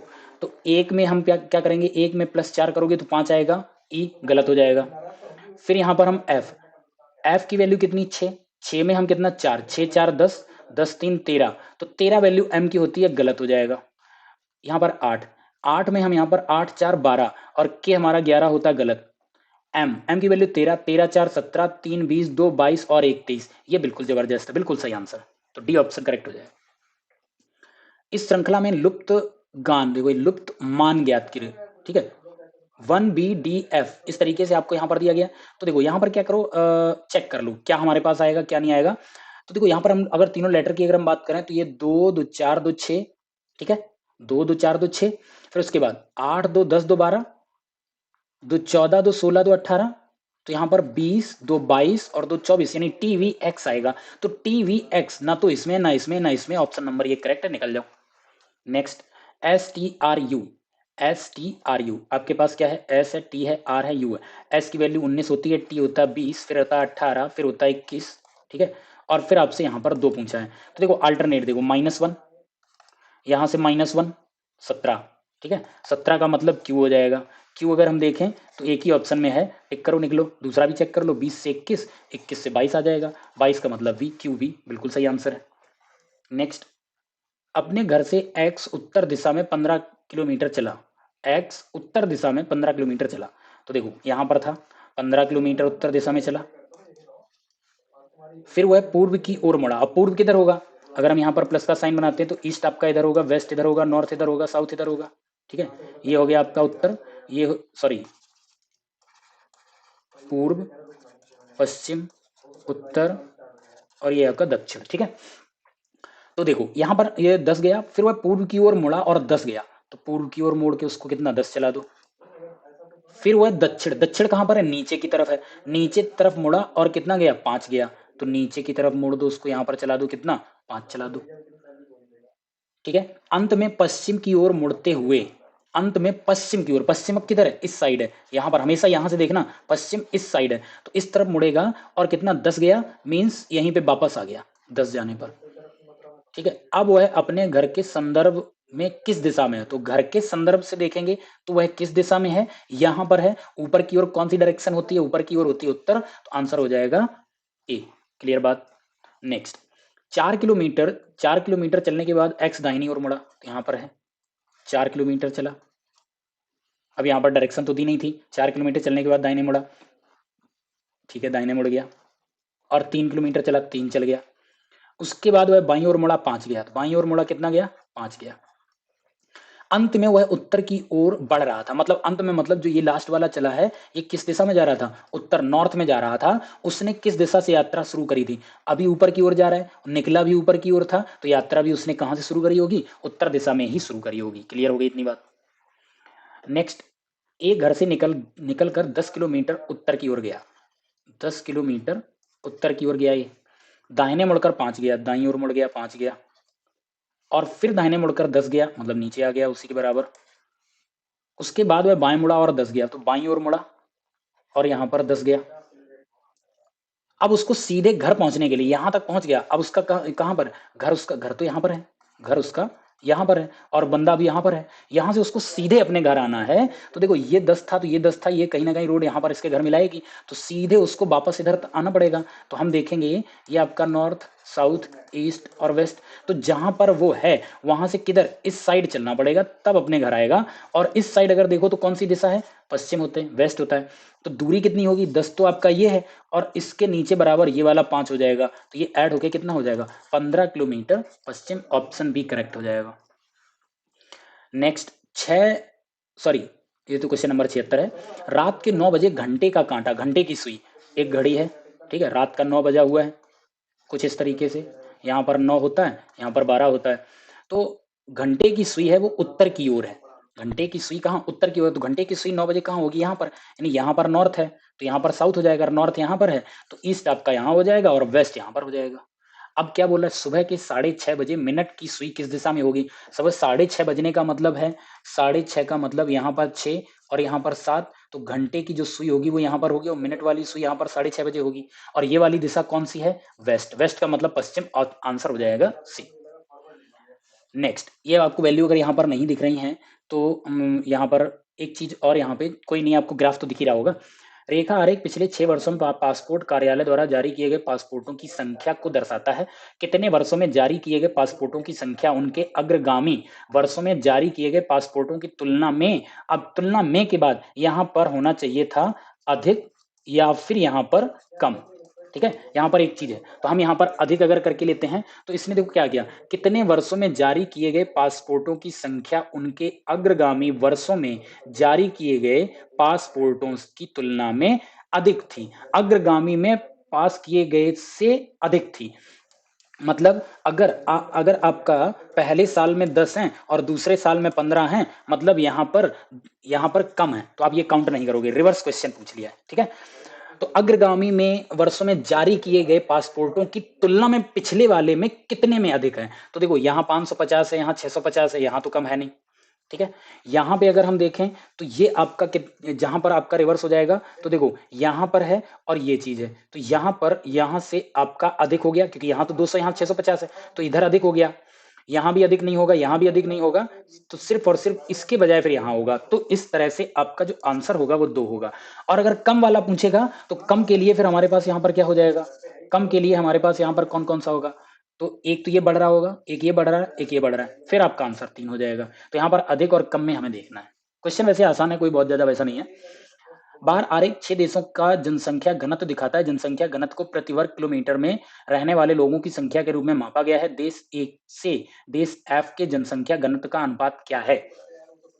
तो देखो यहाँ पर आपको बताना है देश ए और देश एफ। एक ए में कितना है? 50, ठीक है, और देश एफ की बात करोगे तो एफ में यहाँ पर है 150। तो इनमें आपको अनुपात बताना है। अनुपात कितना? 1:3 है। 1:3 के लिए ऑप्शन नंबर डी आपका करेक्ट हो जाएगा। नेक्स्ट, किसी व्यवसाय में 4 भागी द्वारा किए गए, यहां पर आएगा निवेश, ठीक है, ये निरोग नहीं होगा, यहाँ पर निवेश होगा। लाख रुपए में दिखाता है। स्पाई चार्ट प्रत्येक साझेदार द्वारा व्यवसाय के लिए किए गए कार्य घंटों की संख्या को दिखाता है। इस कारोबार ने 24 लाख रुपए का लाभ अर्जित किया है। इस लाभ का आधा काम हिस्से के निवेशों के अनुपात में, जो 4 भागीदार हैं एबीसीडी के बीच वितरित किया जाना, और बाकी आधा काम किए गए घंटों के अनुपात में। तो देखो पहला वाला चार्ट किसको दिखाता था? आपका निवेश में, और दूसरा आपका जो कार्य किया गया आपके घंटों में, ठीक है। तो ये दोनों हमारे चार्ट थे, ये निवेश का था और ये घंटे का था। अब टोटल आपका 24 लाख लाभ हुआ है, तो ये क्या होगा? 12-12 लाख डिवाइड होगा। कहां पे? 12 लाख निवेश में और 12 लाख जो जो काम किया गया। मतलब जैसे ए ने सिर्फ 15% ही क्या नाम इन्वेस्टमेंट किया है, लेकिन उसने यहाँ पर देखो तो काम सबसे ज्यादा किया है, तो उसको काम में यहाँ पर पैसा मिल जाएगा। तो 33 और 15 कहीं ना कहीं आपका 48 के करीब हो जाता है। और डी को देखोगे उसने 17 काम किया और 20 ये तो 37। तो इस तरीके से है, आपने पैसा कम लगाया लेकिन आपने उसमें मेहनत ज्यादा करी, काम ज्यादा करी, तो मेहनत का पैसा है प्लस इन्वेस्टमेंट आपने पैसा कितना लगाया, तो दो आपके यहाँ पर चार्ट थे। अब यहां पर ये बोल रहा है डी को कितना प्राप्त होगा। तो देखो 12 लाख यहां पर है, 12 लाख यहां पर है, और डी की अगर हम बात करें, डी ने यहां पर इन्वेस्टमेंट किया था कितना 20%। तो 20%, 12 लाख का 20% कितना होगा, 12 का 20 में मल्टीप्लाई करा दो तो 12 दूनी 24, मतलब यहां पर अगर हम बात करें निवेश में उसको कितना मिला, 12 इंटू 20, 12 मतलब ये आपका आ जाएगा 2.4, 12 दूनी 24, तो 2.4 लाख निवेश से मिलेगा डी को। दूसरी तरफ दूसरे बात कर लेते हैं 17%, तो 17 इंटू 12, तो हम क्या करेंगे 12 लाख का 17% निकाल लो, 12 इंटू 17/100, ठीक है। तो ये कितना, 4 से डिवाइड कर दो, 4 तिया 12 और 4 से ये 25 हो जाएगा, और ये आपका कितना आ जाएगा 17 तिया 51, 51 बट्टे आपका 25, तो आंसर आएगा 25 दूनी 50, पॉइंट लगा दो, 25 दूनी 50 के बाद आपके पास एक बचेगा, भाग नहीं जाएगा, 10 कर दिया फिर भी नहीं गया, जीरो लगा लो, 100, 25 चौको 100। तो आपको यहाँ पर जो घंटों में काम किया था, इससे इसको यहाँ पर कितना पैसा मिला, इससे इसको यहाँ पर मिला है 2.04। अब हमको दोनों का प्लस कर देना है, तो दोनों का अगर हम प्लस करेंगे तो यहाँ पर इसको लिख लो 40 जी 04, तो इधर से आ जाएगा कितना, 2 2 4, 40 में 4 जोड़ोगे तो 44, यानी 4.44 लाख, इतना उसको लाभ मिलेगा, किसको, डी को, यानी ऑप्शन नंबर ए करेक्ट हो जाएगा। 80 नंबर, कौन सा शब्द अन्य शब्दों से अलग है, पेंसिल, पेपर, पेन और क्रेयन। तो यहाँ पर आंसर होगा पेपर। क्रेयन को जिसको नहीं पता होगा, क्रेयन में आपने छोटी क्लास में देखा होगा, जो कलर्स वाले हमारे पास पेंसिल आते थे, जो घिसने वाले पेंसिल होते थे, ठीक है ना, वो घिसते थे, तो वो मोम से बनाए हुए होते हैं, तो मोम से बनाए हुए पेंसिल होते हैं, तो ये कहीं ना कहीं फिल करने का काम करते हैं, पेन लिखने का काम करता है, पेंसिल भी लिखने का काम करता है, पेपर पे ये सारे काम करे जाते हैं, या तो पेपर पे हम इससे ड्राइंग करते हैं, पेपर से हम पेन से लिखते हैं, पेंसिल से लिखते हैं, तो पेपर आपका अलग है, ठीक है। बाकी ये सब लिखने और उसके काम करते हैं, लेकिन पेपर ये अलग है। दिए गए विकल्पों में विषम अक्षर समूह चुनिए। तो देखो यहाँ पर ई सी ए, तो 1 3 2 5, एक में प्लस 2 करेंगे तो सी आएगा, सी में प्लस 2 करेंगे तो ई आएगा। अब या वही चीज मैं बार बार बोलता हूँ, अल्फाबेट, ठीक है, अल्फाबेट हैं, इनकी वैल्यूज आपको पता होनी चाहिए। अगर नहीं पता, मैं फिर से बोल रहा हूं, अल्फाबेट वैल्यू याद कर लो, रट रट लो पूरी तरीके से, चलते फिरते यहाँ वहां जाते, मोबाइल में अपना खुद से रिकॉर्ड करो और उसी को सुनते रहा करो, तो कई बार सुनोगे तो याद हो जाएगा। उसी तरीके से मैंने आपको बोला 1 से लेकर 30 तक के स्क्वायर जरूर याद कीजिएगा, अगर आप पुलिस का पेपर देने जा रहे हो, बैंक का देने जा रहे हो तो इससे कम 50 बोलते। दूसरा, 1 से लेकर 20 तक के आपको यहाँ पर क्यूब याद होने चाहिए, मुंह जबानी जैसे ही बोले तो तुरंत आपका आंसर आना चाहिए, पेपर देने जा रहे हो तो ये बहुत ही बेसिक चीजें ही आनी चाहिए। तो देखो यहाँ पर क्या मिला, 1 2 3 2 5, अब हमको ये लेटर नहीं दिख रहे, हमको नंबर दिख रहे हैं। यहाँ पर क्या 13 2 15 2 17, फिर यहाँ पर है 11 9 7, तो ये क्या आ गया, इधर से आया 7 2 9 2 11, ये इस तरफ से है, बाकी इस तरफ से इंक्रीजिंग ऑर्डर इस तरफ से। यहाँ पर 18 2 20 2 22 यहाँ भी है, तो अदर कौन सा हो गया, ये इसमें एरो इस तरफ बन रहा है, मीन्स इसमें काउंटिंग इस तरफ से हुई है सी वाले में, बाकी काउंटिंग इधर हो रही। क्लियर हो रही बात। नेक्स्ट, उस आकृति को चुने जो बाकी आकृतियों से अलग है। तो देखो यहाँ पर 3 2 5 और 3 8 सर्किल हैं, यहाँ पर 4 4 8 सर्किल हैं, 4 3 3 6 2 8 सर्किल हैं, यहाँ पर 4 3 7 2 9, यही आपका डिफर हो गया, यहाँ पर 9 सर्किल आपके पास है, ठीक है, यही आपका अलग हो गया। नेक्स्ट, उस आकृति को चुने जो बाकी आकृतियों से अलग है। तो देखो यहाँ पर हमको देखना वी एम एच, तो यहाँ पर अगर हम वी एम एच की बात करें, तो यहाँ पर वी मिल गया, एम मिल गया, एच मिल गया, वी मिल गया, एम मिल गया, और एच, वी एम एच ये मिल गया, यहाँ पर वी एम और आपका एच, बिल्कुल सही। E H Y, E H Y, यहाँ पर ई मिला, अच्छा वी एम क्यू था, वी एम क्यू था, वी एम क्यू था, अच्छा पहला ही ऑप्शन था, क्यू और है ही नहीं किसी में, क्योंकि बाकी सब जगह देखो ओ है, बाकी सब जगह ओ है, सिर्फ और सिर्फ इसी में है, यानी आंसर आपका ए वाला करेक्ट हो जाएगा। नेक्स्ट, उस विकल्प का चयन करें जो तीसरे शब्द से उसी प्रकार से संबंधित है जिस प्रकार से दूसरा शब्द पहले शब्द से संबंधित है। तो देखो नींबू की अगर बात करें, नींबू का स्वाद खट्टा होता है और आइसक्रीम का स्वाद मीठा होता है, ऑप्शन नंबर बी। यहाँ पर ठंडा ना लगा देना, पता लगे ठंडा लगा दो, वैनिला लगा दो, ये सब उनके, ठंडा उसकी एक तरीके से ठंडे में रखी जाती है, ठीक है, आइसक्रीम ठंडे में रखी जाती है। अब वैनिला, उसका वैनिला हो गया, और भी कई सारे उसके वेरिएंट होते हैं, कई सारे, दूध दूध की होती है, कहीं और अलग अलग चीजें होती है, ठीक है, ये मत लगाना मीठा। अगला देखो यहाँ पर 31 25 और यहाँ पर ये किया गया और ये किया गया, तो देखो अंदर का अंदर वाले से रिलेशन होता है, बाहर का बाहर वाले से रिलेशन होगा।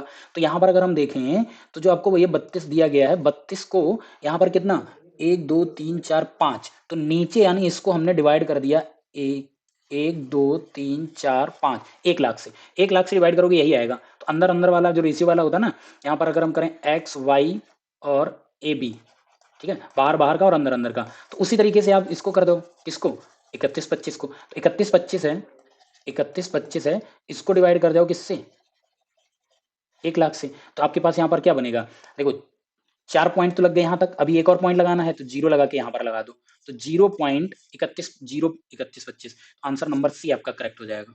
ठीक है, नेक्स्ट दी गई आकृतियों में से उसका चयन करें जिसमें ये आकृति निहित हो, मतलब एम्बेडेड, एम्बेडेड फिगर से आपका है। तो सबसे पहले देखो यहाँ पर बीच में हम उतरेंगे, बीच में उतरने के लिए फिर मुड़ने के लिए यहाँ पर हम आए, ये आ गया, फिर यहाँ से हम यहाँ पर गए और यहाँ से फिर हम यहाँ पर आए, ठीक है, यहाँ से फिर हम आगे यहाँ पर गए और फिर यहाँ पर नीचे आ गए, बिल्कुल सही, ऑप्शन नंबर 1 में। आप यहाँ पर उतर तो गए लेकिन अब यहाँ पर ये जाने के लिए नहीं है, यहाँ पर आप उतर तो गए लेकिन इधर जाने के लिए नहीं है, यहाँ पर उतरने के लिए फिर इधर कुछ है ही नहीं, यानी करेक्ट ऑप्शन कौन सा हो जाएगा, ए में वो अंतर्निहित है। इसको आपको कंप्लीट करना है। तो देखो यहाँ से देखो एक तो लाइन ये आपकी आ रही है, ये यहाँ पर आएगी और इधर वाली लाइन है ये यहाँ पे आएगी, यानी यहाँ पर दोनों लाइनें मिलेंगी, पहले में नहीं मिल रही, दूसरे में नहीं मिल रही, इसमें नहीं मिल रही, इसी में मिल रही, आंसर नंबर सी करेक्ट है, निकल जाइए। नेक्स्ट यहाँ पर पूछा गया ये जो आकृति है किसमें निहित है, देखो बहुत अच्छे समझना, बहुत अच्छे से मैं आपके समझाऊंगा यहाँ पे। पहले तो देखो यहाँ पर जो ये वाला टी है, ये वाला जो टी है वो टी आपका यहाँ पे, इसको गौर करिएगा, ये वाला टी, ठीक है, ये टी यहाँ फिक्स हो गया। उसके बाद हम देखेंगे यहाँ पर टी तो मैंने यहाँ पर फिक्स कर लिया। अब हम बात करते हैं ये वाली जो आकृति है, ये वाली आकृति आपकी यहाँ फिट हो जाएगी, ये वाले 3, ठीक है। फिर आपके पास ये एक ये बची है और एक ये बची है। अब इसमें आपने यहाँ करा दिया तो 1 2 3 4, तो यहाँ पर क्या है 1 2 3 4, इसको ऊपर करके यहाँ पर हम फिट करा दें, बोलो इसको घुमा देंगे तो 1 2 3 4 1 2 3 4। अब आपके पास ये और बचे हैं 1 2 3 4, अब यहाँ पर 1 2 3 4, बस ऑप्शन नंबर ए करेक्ट हो जाएगा, बाकी कोई नहीं हो सकता। नेक्स्ट आ गया, यहाँ पर पूछा गया है कौन सा नहीं बनाया जा सकता है, तो आपको यहाँ पता होना चाहिए। अगर मैं यहाँ पे आपको बना के एक दिखा ही दूँ, मान लो यहाँ पर आपका ये डाइस इस तरीके से बना हुआ है, यहाँ पर 1 2 3 4 और एक यहाँ पर बना हुआ है, या फिर मान लो एक इधर बना हुआ है, यहाँ पर आ जाएगा 5 और 6। तो ऐसी स्थिति में क्या होता है, जो नंबर हमने भरे हैं यहाँ पर इसके अकॉर्डिंग एक हमेशा 3 के रिवर्स होगा, 2 हमेशा 4 के रिवर्स होगा और 5 हमेशा 6 के रिवर्स होगा। और ये जो आपकी सीट है ये कहलाता है ओपन डाइस, ठीक है, ओपन डाइस यानी एक खुला पेपर है जिसपे आपका बना हुआ है। और जो ये वाला है ये कहलाता है आपका क्लोज डाइस। क्लोज डाइस में क्या होता है, आपको 3 सरफेस ही दिखाई देते हैं और ओपन डाइस में आपको 6 के 6 सरफेस दिखाई देते हैं, ठीक है। अब जब इसको मोड़ा जाएगा तो 3 इसके सरफेस दिखाई देंगे, और जब 3 सरफेस दिखाई देते हैं तो 3 सरफेस में जो एक दूसरे के रिवर्स होते हैं, तो जब क्लोज डाइस आप बनाओगे तो क्लोज डाइस में 1 और 3 एक साथ नहीं दिखने चाहिए, 2 4 एक साथ नहीं दिखने चाहिए, 5 और 6 एक साथ नहीं दिखने चाहिए। अगर वो दिख रहे हैं तो वही तो होगा, नहीं बनाया जा सकता है, ठीक है। तो यहाँ पे आते हैं, तो यहाँ पर ये इसके रिवर्स में है और ये वाला है वो इसके रिवर्स में है, और स्टार ये सर्किल इसके रिवर्स में है। तो पहले वाले में देखो स्टार, स्टार के रिवर्स में क्या सर्किल नहीं आया उसके साथ, ये आपके जो स्क्वायर बने इसके सामने पॉइंट है नहीं आया, लाइन के सामने स्क्वायर है नहीं आया, यानी ये बनाया जा सकता है। हमसे पूछा नहीं, नहीं वाला हमें आंसर देना। दूसरे पे आते हैं, स्टार के रिवर्स में सर्किल है कहीं नहीं आया, स्क्वायर के स्क्वायर के रिवर्स में यहाँ पर एक लाइन है वो भी नहीं आई, पॉइंट में 4 स्क्वायर है वो भी नहीं आया, यानी ये भी बनाया जा सकता है। इसमें आ जाओ, इसमें पॉइंट के रिवर्स में आपको देखो यहाँ पे समझो, यहाँ पे देखो ये पॉइंट है और इसका रिवर्स यही होगा, कंफर्म है। तो पॉइंट के रिवर्स में ये 4 स्क्वायर वाला आ गया, यही है, नहीं बनाया जा सकता। मैंने बोला रिवर्स एक साथ नहीं आते हैं, तो ये दोनों एक साथ कभी नहीं आ सकते, नहीं आ सकते दैट मीन्स ये गलत है और यही नहीं बनाया जा सकता है, बाकी सारे बनाए जा सकते हैं। अब नेक्स्ट देखो, ये वाले क्वेश्चन ऐसे होते हैं, ये आप जरूर एग्जाम में कीजिएगा, थोड़ा टाइम लगेगा बट इनको जरूर कीजिएगा।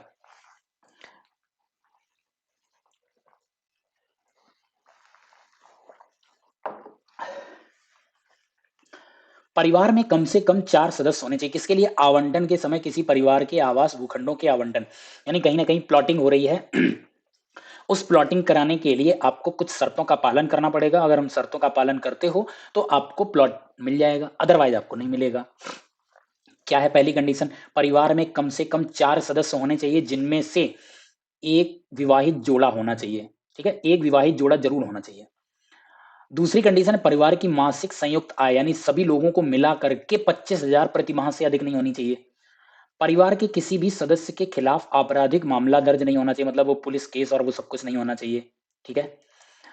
फिर यहां पर दे रहा है डी, परिवार के किसी भी सदस्य को अन्य किसी योजना का लाभ ना मिलता हो, मतलब जो हमारे गवर्नमेंट स्कीम्स होती हैं उनमें से उसको किसी भी चीज का लाभ वो ना ले रहा हो, अदरवाइज नहीं मिलेगा। स्कीम स्कीम का लाभ ले लो या प्लॉट ले लो, बात वही है। लास्ट वाली कंडीशन है परिवार के किसी भी सदस्य के नाम पर कोई आवासीय संपत्ति ना हो, मतलब उनके नाम पे किसी भी के नाम पे कोई संपत्ति ना हो, तभी मिलेगा। अब ये तो आपकी हो गई मास्टर कंडीशन, जो ये फुलफिल कर देगा उसको तो कहीं ना कहीं भूखंड आवंटित हो जाएगा। लेकिन कह रहा है रिवर कंडीशन में बी, बी वाली कंडीशन क्या कहती है, परिवार की मासिक आय 25,000 से अधिक ना हो। अगर ऐसा है और बोला है यदि संयुक्त आय में पेंशन शामिल है तो पेंशन राशि कटौती योग्य, कटौती योग्य का मतलब उसको एक्सक्लूड कर दिया जाएगा, हटा दिया जाएगा, वो काउंट नहीं करी जाएगी। भाई किसी मान लो उसकी जो टोटल आय मान लो 30,000 हो गई, अब लेकिन 30,000 में किसी को 5,000 पेंशन मिलती है, ठीक है, तो पेंशन वाला काउंट नहीं किया जाएगा, वो 25,000 में आ जाएगा, वो 30 हम काउंट नहीं करेंगे। क्लियर हो गई इतनी बात।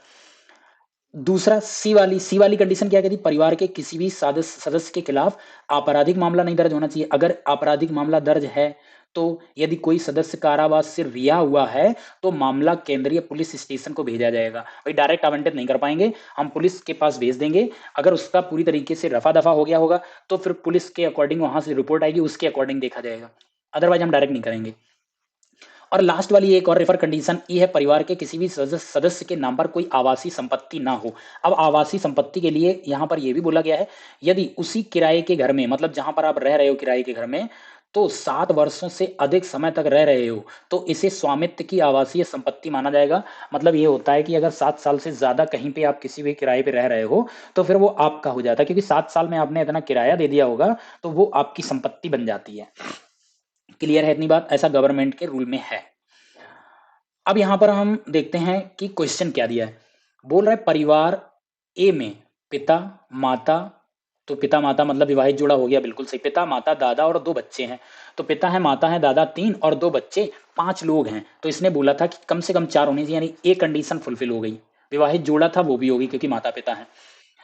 फिर बोल रहा 3 वर्ष पहले पिता को दंगों में 2 साल की जेल हुई थी। 3 साल पहले 2 साल की जेल हुई थी, मतलब 1 साल उसको जेल से बाहर आए हुए हो चुका होगा।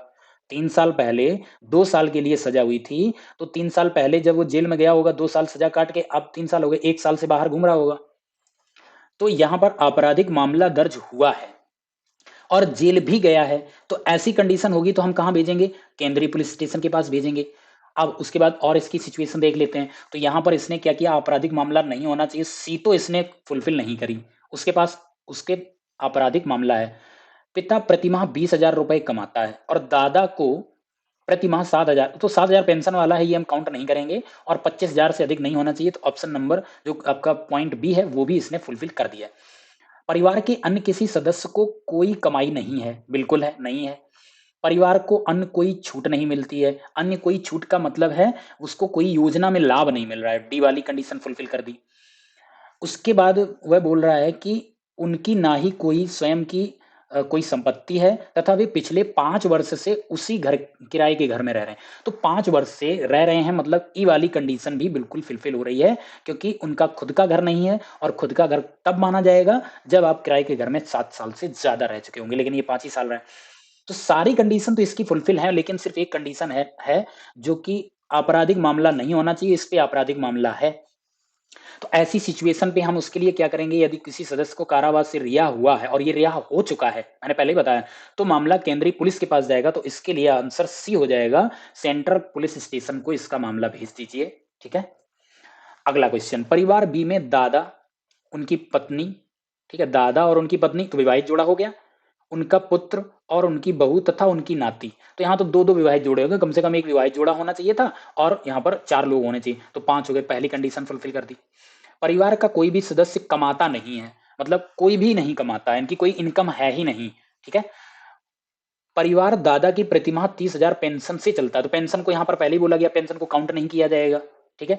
तो यहाँ पर बी वाली कंडीशन उसने फुलफिल कर दी कि 25,000 से ज्यादा नहीं होनी चाहिए कमाई, उनकी तो कोई कमाई नहीं है, 30 हम ये जोड़ेंगे नहीं पेंशन। परिवार के किसी भी सदस्य के खिलाफ कोई आपराधिक मामला नहीं है, सी भी उसने कंडीशन फुलफिल कर दी। ना ही उनके पास, यहाँ पर पास होगा, ना ही उनके पास आवासीय संपत्ति है, आवासीय संपत्ति नहीं, ई वाली क्लियर हो गई। और उन्हें और कोई छूट भी नहीं मिलती है, तो छूट भी नहीं उनको मिल रही है। दैट मीन्स छूट मिलने का मतलब यहाँ पर क्या हो जाएगा, डी वाली। किराए के घर में 30 वर्ष से रह रहे हैं, जब दादा की शादी हुई थी। अरे भाई साहब 30 वर्ष हो गए हैं, तो यहाँ तो यही मान लिया जाएगा कि आपके पास संपत्ति है। दैट मीन्स सीधा सीधा यहाँ पर ये बोला जाएगा भूखंड रद्द कर दिया जाए, क्योंकि आपकी संपत्ति मानी जाती है 7 साल से ऊपर रहने पे, तो ये आपका भूखंड इनका रद्द कर दिया जाएगा, इनको नहीं मिलेगा। नेक्स्ट, परिवार सी की कुल मासिक आय 26,000 रुपए है, जिसमें विधवा दादी को मिलने वाली, परिवार सी है उसकी मासिक आय 26,000 है, जिसमें उस 26,000 में विधवा दादी हैं, उनको मिलने वाली 3,000 पेंशन है। तो 26,000 से 3,000 माइनस कर देंगे तो बचेगा कितना, 23,000 उसकी इनकम बचेगी परिवार की। अब 23,000 इनकम बचेगी तो 25,000 से अधिक नहीं होनी चाहिए, तो बी वाला पॉइंट आपका फुलफिल हो गया। ठीक है, फिर उसके बाद शादीशुदा जोड़े का एक 3 वर्षीय पुत्र है। तो देखो शादीशुदा जोड़ा है और एक 3 वर्ष का पुत्र है, तो शादीशुदा जोड़ा 2 और एक पुत्र 3 और एक दादी, तो कितने, 4 लोग हुए हैं। ठीक है, मम्मी पापा बेटा और दादी विधवा है, मतलब दादा मर चुके हैं, तभी विधवा हुई है, सीधी सी बात है। परिवार के किसी भी सदस्य के खिलाफ आपराधिक मामला नहीं है। ठीक है, आपराधिक मामला नहीं है, तो सी वाली कंडीशन फुलफिल है। ना ही इनके पास कोई आवासीय संपत्ति है, ये भी क्लियर हो जाता है, तथा इन्हें अन्य कोई छूट भी नहीं मिलती है, ये भी क्लियर हो गया। वे पिछले से 6 सालों से किराए के घर में रह रहे हैं, तो वो किराए के घर में रह रहे हैं, तो यहाँ पर किराए के घर में रहने के लिए उनकी कोई संपत्ति नहीं होनी चाहिए, बिल्कुल सही, 6 साल से किराए के घर में रह रहे हैं, 7-6 से ऊपर नहीं हुआ। तो अब देखो यहाँ पर हम क्या बोलेंगे, यहाँ पर मेरे को जो एक तरीके से बोला गया था कि यहाँ पर कम से कम 4 सदस्य होने चाहिए, तो बिल्कुल 4 सदस्य हैं। ठीक है, यानी पहली कंडीशन भी इसने फुलफिल करी है। तो यहाँ पर इसने सारी कंडीशन फुल करी है, ऐसी कोई कंडीशन नहीं जो फुलफिल ना हुई हो, तो इनके लिए भूखंड आवंटित किया जाएगा, यानी ऑप्शन ए करेक्ट हो जाएगा। आई होप आपको ये तीनों क्वेश्चन बहुत अच्छे समझ आएंगे, ये क्वेश्चन आप आसानी से कर जाओगे, इनमें ज्यादा दिक्कत नहीं होगी, बस एक बार कंडीशन को ध्यान से पढ़ लेना, थोड़ा टाइम लगा के इनको करना, ऐसा नहीं कि जल्दबाजी में निकलो। बाकी क्वेश्चन है एबीसीडी वाले, उनमें सब में अपना टाइम बचाओ, लेकिन यहाँ पर कायदे से लगाना कि ये 3 क्वेश्चन आएंगे, 3 ही आराम से कर पाओ। नेक्स्ट चलते हैं, निम्नलिखित में से उत्तर आकृति का पैटर्न किसमें पूरा करेगी, कौन सी श्रृंखला। देखो यहाँ पर आपके पास राइट साइड में था, लेफ्ट साइड में आ गया, राइट से सीधा लेफ्ट, फिर यहाँ लेफ्ट है, यहाँ पर राइट में आ गया, तो अगेन राइट है तो लेफ्ट आ जाएगा, तो लेफ्ट में सर्किल 2 में ही है, ये और ये गलत हो जाएंगे। अब यहाँ पे इनका एक चीज देख लो, यहाँ पर क्या देखने, इनका जो ये ब्लैंक वाला पार्ट है, पहले वाले सर्किल में ये वाला ब्लैंक है, पहले वाले में, दूसरे वाले में आओगे तो यहाँ पर ये वाला ब्लैंक है, फिर तीसरे वाले में आओगे तो सर्किल में यहाँ पर ये ब्लैंक है। तो देखो ये क्लॉकवाइज चल रहा है इस तरीके से, तो अब कौन सा वाला होगा, ये वाला होगा ब्लैंक, तो इन दोनों में सी गलत होके आप कौन सा ऑप्शन, ए करेक्ट हो जाएगा। क्लियर इतनी बात। नेक्स्ट, अब देखो नेक्स्ट में यहाँ पर क्या गायब हो गया, यहाँ पर आपका हो गया ये कॉर्नर वाली फिगर यहाँ पे गायब हो गई, फिर यहाँ पे आओगे तो ये कॉर्नर वाली यहाँ फिगर गायब हो गई, तो जब यहाँ से जाओगे तो ये कॉर्नर, पहले ये वाला, फिर ये वाला, फिर ये वाला, तो अब यहाँ पर सर्किल गायब हो जाना चाहिए। तो सर्किल अगर गायब होगा तो आपके पास स्क्वायर और ट्रेंगल होना चाहिए, स्क्वायर और ट्रेंगल होना चाहिए, जरूरी है। क्लियर इतनी बात। तो पहले वाले में स्क्वायर और ट्रेंगल नहीं है, स्क्वायर ट्रायंगल इसमें है, इसमें स्क्वायर ट्रायंगल नहीं है, इसमें स्क्वायर ट्रायंगल है। अब यहाँ पर नई वाली फिगर आएगी, वो कौन सी आएगी, इसमें सर्किल नहीं रहेगा क्योंकि सर्किल तो गायब हो रहा है, ऑप्शन बी करेक्ट हो जाएगा, ये वाली नई फिगर आ गई क्योंकि इसमें नहीं थी। पूछ रहा छवि बनाने के लिए न्यूनतम कितनी रेखाओं की जरूरत है, तो यहाँ पर देखो 1 2, ये आपकी 3 4, ये हो गया 5, ठीक है, ये यहाँ से हो गया आपका 6 और ये वाला हो जाता है आपका 7, ठीक है, फिर ये हो जाएगा 8 9 10 11 12 13 14 और एक ये 15, यानी ऑप्शन डी करेक्ट हो जाएगा। ठीक है, नेक्स्ट है दर्पण को इस साइड रखा गया, दर्पण को देखो इस साइड, हमेशा ध्यान रखना क्वेश्चन में, हमेशा ये मत करना कि लेफ्ट का राइट, राइट का लेफ्ट, वो जहां पर अगर दर्पण इधर रखेंगे तो लेफ्ट का राइट, राइट का लेफ्ट होगा, यहाँ पर लेफ्ट का यहाँ पर राइट बन जाएगा, बात वही रहेगी, बट ये देखना किस तरफ रखा है। तो देखो यहाँ पर जब ये जाके इस तरीके से यहाँ पर स्क्वायर होगा तो आपका जो ये होगा वो कुछ इस तरीके से बनेगी, और इस तरीके से देखोगे तो इसमें नहीं है और इसमें नहीं है, क्योंकि ये ऊपर वाले यहाँ से होना चाहिए, तो इसमें है और इसमें है। अब देखो ये यहाँ पर कहाँ लेफ्ट में है और ये राइट में है, यहाँ पे अभी भी ये लेफ्ट में है, तो ये गलत हो जाएगा, लेफ्ट का राइट चेंज होता है, तो ऑप्शन नंबर इस तरीके से बी हो जाएगा करेक्ट। नेक्स्ट आपको यहाँ पर दिया गया ये पेपर एंड कटिंग फोल्डिंग से, तो देखो यहाँ पर ये इसने मोड़ा, जब ये वापस यहाँ पे ओपन करेगा तो एक तो ये यहाँ बना, फिर एक उसी तरीके से यहाँ बनेगा, तो हर वॉल पे ये 2 बार यहाँ पर ये कट लगेगा, और 2 बार अगर कट लगेगा तो इन दोनों में तो 2 बार है नहीं। अब बचा ये, अब अगर ये वाला ट्रायंगल देखो यहाँ पर ये है, ठीक है, नीचे ये है, ये वापस जाएगा, तो नीचे वाला था, तो देखो नीचे वाला यहाँ पे ये एज इट इज बना, क्या ये वाला ट्रायंगल है, ये भी गलत हो जाएगा, तो ऑप्शन कौन सा हो, बी सही हो जाएगा। नेक्स्ट यहाँ पर ये कई बार हम क्वेश्चन करा चुके हैं, यहाँ पर क्या पूछा है, शब्दकोश के अनुसार उनको चुने जो सबसे पहले आएगा, तो यहाँ पर देखो क्या है, PO, यहाँ पर PO और PO यहाँ PL है, तो सबसे पहले क्या आएगा, PL, L पहले आएगा, तो इसमें तो बहुत जल्दी आंसर मिल गया, PL वाला सबसे पहले आएगा, ठीक है, जो सबसे पहले आएगा यही उसने पूछा था। दी गई श्रेणी में एक शब्द लुप्त है, दिए गए सब विकल्पों में उचित यहाँ पर विकल्प चुनिए जो ये इसको पूरा करता है, ठीक है, आगे यहाँ पर क्वेश्चन मार्क की जगह लाना। ये भी हम कई बार क्वेश्चन कर रहे थे कि लास्ट के 2 लेटर से अगला बनता है, TE यहाँ TE, NE यहाँ NE, तो यहाँ AR है लास्ट में, तो AR से कीवर्ड स्टार्ट होगा, ठीक है, AR से देखोगे तो ऑप्शन नंबर भी करेक्ट हो जाएगा। नेक्स्ट यहाँ पे आते हैं, तो यहाँ पर देखो ये कीवर्ड यहाँ पर H है, ठीक है, तो यहाँ पर हम एक बार में एक लेटर चेक करते हैं, एक बार में एक लेटर हम चेक करेंगे, क्या, D से H, यानी 4 से 8, 8 से 12, 12 से 16, तो 16 से ये 20 हो जाएगा, टी वाला आंसर होगा, ये गलत हो जाएगा दोनों, ठीक है, यहाँ TU भी होगा या TVU होगा। अब यहाँ पर देखो यहाँ V है यहाँ U है, कोई भी एक चेक कर लो, लास्ट वाला चेक कर लेते हैं, 5 4 9 4 13 4, यहाँ पर 13 4 ये आपका 5 5 4 9 9 4 13 13 4 17 और 17 4 21, 21 का मतलब यहाँ पर U आएगा, तो यहाँ पर कौन सा ऑप्शन हो जाएगा, ये ऑप्शन हो जाएगा। आई होप की बात क्लियर हो गई होगी, TVU पहला वाला गलत हो जाएगा। अब देखो यहाँ पर इन्होंने क्या लिया हुआ है, सारे के सारे आपके पास W है, लास्ट में एक M है, ठीक है, लास्ट में सिर्फ एक M है, तो यहाँ एक M है, यहाँ एक W और गायब किया 2 M आ गए, यहाँ पर एक W गायब किया 3 M आ गए, यहाँ पर फिर एक W किया 4 M आ गए, यहाँ पर फिर से एक W किया तो 5 M आ गए। अब यहाँ पर जब आगे जाएंगे तो सिर्फ एक W बचेगा, बाकी सारे M हो जाएंगे, तो W सिर्फ एक में होना चाहिए, तो पहला वाला गलत, W बाकी सारे M, ये बिल्कुल सही, W बाकी सारे M, W लास्ट में आ गया, ये भी गलत हो जाएगा, और यहाँ पर W लास्ट में जाएगा, W पहले रहेगा, तो ये भी गलत, ये भी गलत, ऑप्शन नंबर बी करेक्ट हो गया।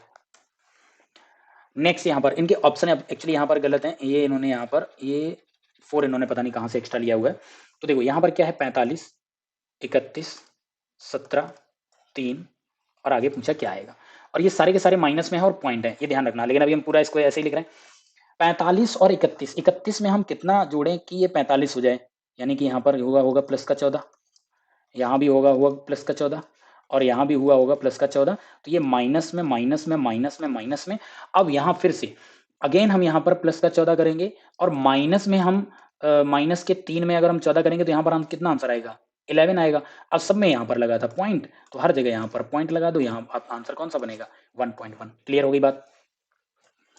नेक्स्ट, यदि किसी महीने का तीसरा दिन सोमवार है, यानी 3 तारीख को मंडे है, ध्यान से समझना, तो निम्नलिखित में से कौन सा दिन उसी महीने के 21वें दिन के पहले का चौथा दिन, यानी 21वें दिन का मतलब 21 तारीख से पहले चौथा दिन 17 तारीख को पूछ रहा है, 21 में से -4 करा दो के पहले 4 दिन, ठीक है, तो 17 तारीख को पूछ रहा है, यहाँ पर 3 को मंडे है, 3 में 7 जोड़ दो, 10 को आपका मंडे हो जाएगा, और 10 में हम फिर +7 जोड़ेंगे तो 17 को सीधा सीधा देखो यहाँ पर क्या आ गया, Monday, option A. Clear. Next, अब यहाँ पे देखो यहाँ पर एक्चुअली ये क्या है, ये 1 था और ये भी 1 था, ये इन्होंने यहाँ पर टाइपिंग मिस्टेक करी हुई है, तो ये यहाँ पर 1 1 था। तो पहले हम पहले लेटर को देख लेते हैं, यहाँ पर y से हो रहा है कितना, 21, यानी पहले यहाँ पर कितना था, y होता 25, u हो गया 21, r हो गया 18, p हो गया 16, तो 25 से 21 -4, 21 से 18 -3, 18 से 16 -2, और 16 से माइनस होगा यहाँ पर 1, तो o आएगा 15, तो o हमारा इसमें नहीं है और इसमें नहीं है। एक और लेटर चेक कर लो, 17 से हुआ 16, 16 से फिर यहाँ पर 18, और 18 से यहाँ पर हुआ 15, ठीक है। अब यहाँ पर क्या आएगा, अब हमारे पास यहाँ पर आएगा, फिर से एक बार समझते हैं, पहले यहाँ पर 17, 17 के बाद यहाँ पर हुआ कितना 16, और फिर हुआ यहाँ पर 18, फिर यहाँ पर हुआ 15, तो देखो ये अल्टरनेट चल रहा है, +1 अगेन +1 होगा यहाँ पर 17 से 18, और यहाँ पर हुआ -1, ठीक है। तो फिर से एक बार देख लो, ये जाएगा, ये अल्टरनेट आ जाओ, Q में +1 18 R, आर में +1 18 करेंगे, +1 करेंगे तो एस वाला आएगा, ओ के साथ एस आएगा, ये भी गलत हो जाएगा, ऑप्शन नंबर बी करेक्ट हो जाएगा। ठीक है, इनका पूछा है, इनका कोड इन सिर्फ इसी में है, इन सिर्फ इसी में है, तो इसमें देखो नंबर एक कौन सा कॉमन, सिर्फ एक ही नंबर होना चाहिए। देखो आपका यहाँ पर 4 की बात करें, 4 यहाँ पर आ गया तो 4 आंसर होगा नहीं, 9 आपका यहाँ आ गया, 9 भी आंसर होगा नहीं, बच्चा 2 आंसर 2 लगा दो टिक, क्योंकि आपका इन और है नहीं, कहीं यहाँ भी इन नहीं है, यहाँ भी इन नहीं है। ठीक है, किसी विशेष कोड में प्लस को ये लिखा जाता है, एटम को ये लिखा जाता है, तो PALM को क्या लिखेंगे? तो देखो यहाँ पर PALM, पी का कोड यहाँ पर क्या है 6, ए कहाँ पर है ए का कोड क्या है 4, एल का कोड यहाँ पर सेकेंड नंबर एल का 2 है, एम का कितना है, एम यहाँ पर लास्ट में है 3, यानी 64 23, 64 23, option A correct, D confirm answer A. Plus को इनटू में, तो प्लस को इनटू में कर दो, माइनस को प्लस में प्लस कर दो, इनटू को डिवाइड में कर देते हैं, और डिवाइड को माइनस कर देते हैं, तो आपके पास यहाँ क्या बना 4 इंटू 2 प्लस 9 डिवाइड 3 माइनस 6। देखो 3 से 9 को डिवाइड करोगे तो 3 आएगा, प्लस फिर मल्टीप्लाई करेंगे तो ये बन जाएगा 4 दूनी 8, और इधर रहेगा माइनस का 6, तो 8 और 3 11 माइनस 6, आंसर इस तरीके से आपका आ जाएगा कौन सा, करेक्ट ऑप्शन ए 5। नॉटी में ये लिखा जाता है तो LIE को क्या लिखेंगे? तो देखो एन को यहाँ पर एम लिखा जाता है, तो एन को एम देखो दो तरीके हो सकते हैं, एन को एम लिखने के लिए या तो यहाँ पर -1 किया होगा, या हम कह सकते हैं ये अपोजिट लेटर होते हैं।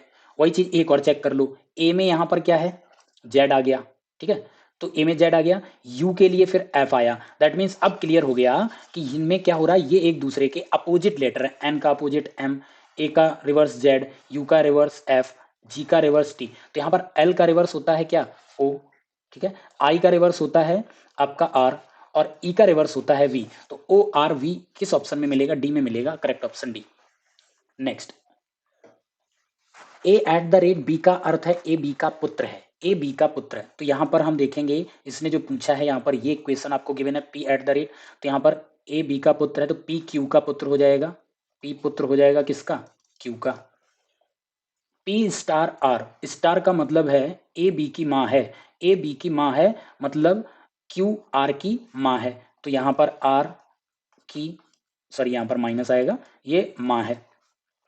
फिर लास्ट में हैज दिया गया, हैज का मतलब है ए बी का भाई है, मीन्स आर एस का भाई है, आर भाई है किसका, एस का।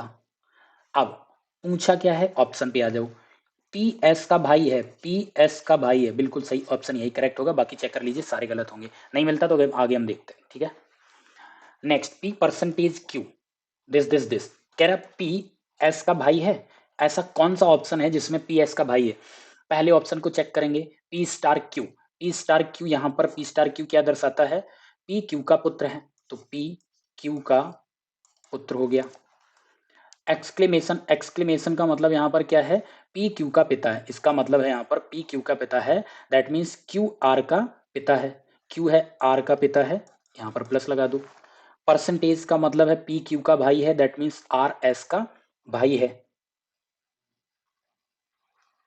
यहाँ पर आर एस का भाई है, तो यहाँ पर आपका ये एस ऐसे आ जाएगा, जैसा कि पिछले वाले में बना था वही चीज यहाँ पे आ गई। तो यहाँ पर पी एस का भाई है, जी बिल्कुल पी एस का भाई है, ऑप्शन नंबर 1 ही करेक्ट होगा और कोई नहीं होगा।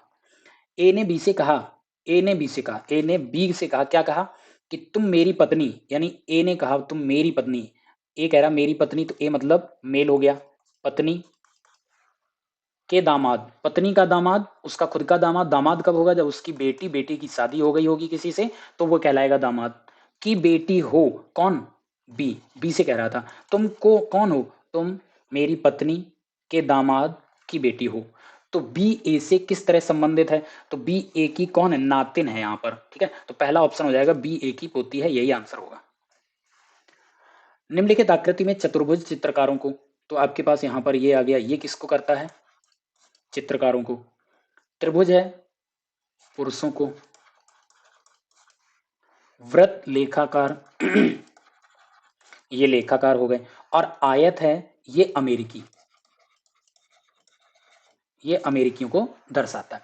अक्षरों का कौन सा सेट है उन अमेरिकियों को दर्शाता है जो पुरुष नहीं हैं, उन अमेरिकी, देखो पुरुष की अगर हम बात करें तो ट्रायंगल में आने वाले नहीं हम लेंगे, ठीक है, जो पुरुष नहीं है तो पुरुष नहीं होने चाहिए, बाकी अमेरिकी होने चाहिए, तो बाकी अमेरिकी होने चाहिए, तो अमेरिकी ये भी है, ये भी है, ये भी है, ये भी है। तो ये कौन कौन से हो गए मेरे पास, यहाँ पर हो गया FGHI, तो FGHI option number D is correct. ठीक है। नेक्स्ट यहाँ पर दिया गया है पिताओं, महिलाओं और डॉक्टरों के बीच संबंध दर्शाइए। तो देखो यहाँ पर क्या हो जाएगा, एक हम यहाँ पर सर्कल बना लेंगे जो कि डॉक्टर का हो जाएगा, और जो यहाँ पर महिलाएं होंगी उसमें से कुछ महिलाएं तो डॉक्टर हो सकती हैं, बोलो, कुछ फीमेल हैं वो डॉक्टर हो सकती हैं, और कुछ पिता होंगे वो भी तो डॉक्टर होंगे, कुछ फादर होंगे वो भी डॉक्टर होंगे। तो इस तरह का जो आपका बनेगा वो ऑप्शन नंबर डी बनेगा। ठीक है, आई होप आप लोगों ने इसको बहुत अच्छे से समझा होगा। तो अगला पेपर है वो भी हम लेकर के आएंगे। तो प्रैक्टिस आप अपनी जारी रखिए, प्रैक्टिस अगर जारी रखोगे तो आपको बहुत आसानी से मिलेगा। ठीक है, और हम यहाँ पर आप देखते होगे हम कोई भी इधर उधर की बकवास नहीं करते, सीधे क्वेश्चन का सॉल्यूशन आपको कराते हैं। अगर आपने मेरे कराए गए क्वेश्चन जो प्रैक्टिस है अगर आपने ये कर लिया तो मैं आपको वादे के साथ कहता हूँ 100% आपका नाम मेरिट में जरूर आएगा। बाकी आपका फिजिकल और वो क्या होता है उसके लिए मैं कुछ नहीं कहता, बट पहली जो सीढ़ी है वो जरूर आप चढ़ पाओगे, 100% आपका आएगा। लेकिन बात वही है ना, जिस तरीके से हम कर रहे हैं उतनी मेहनत करके करिए। तो मैं भी यहाँ पर पूरी तरीके से मेहनत करता हूँ, पेपर लाता हूँ, उनको सॉल्व करता हूँ और आपको सॉल्व कराता हूँ। ठीक है, ताकि आपको उन सारी चीज़ों से रूबरू करा सकें। लेकिन अगर आप अपने खुद के लिए मेहनत नहीं करोगे तो कोई क्या कर सकता है, उसके लिए कोई कुछ भी नहीं कर सकता है। ठीक है, तो इसी के साथ हम आपसे मिलेंगे नेक्स्ट पेपर के डिस्कशन के साथ। तब तक के लिए bye bye, take care, thank you.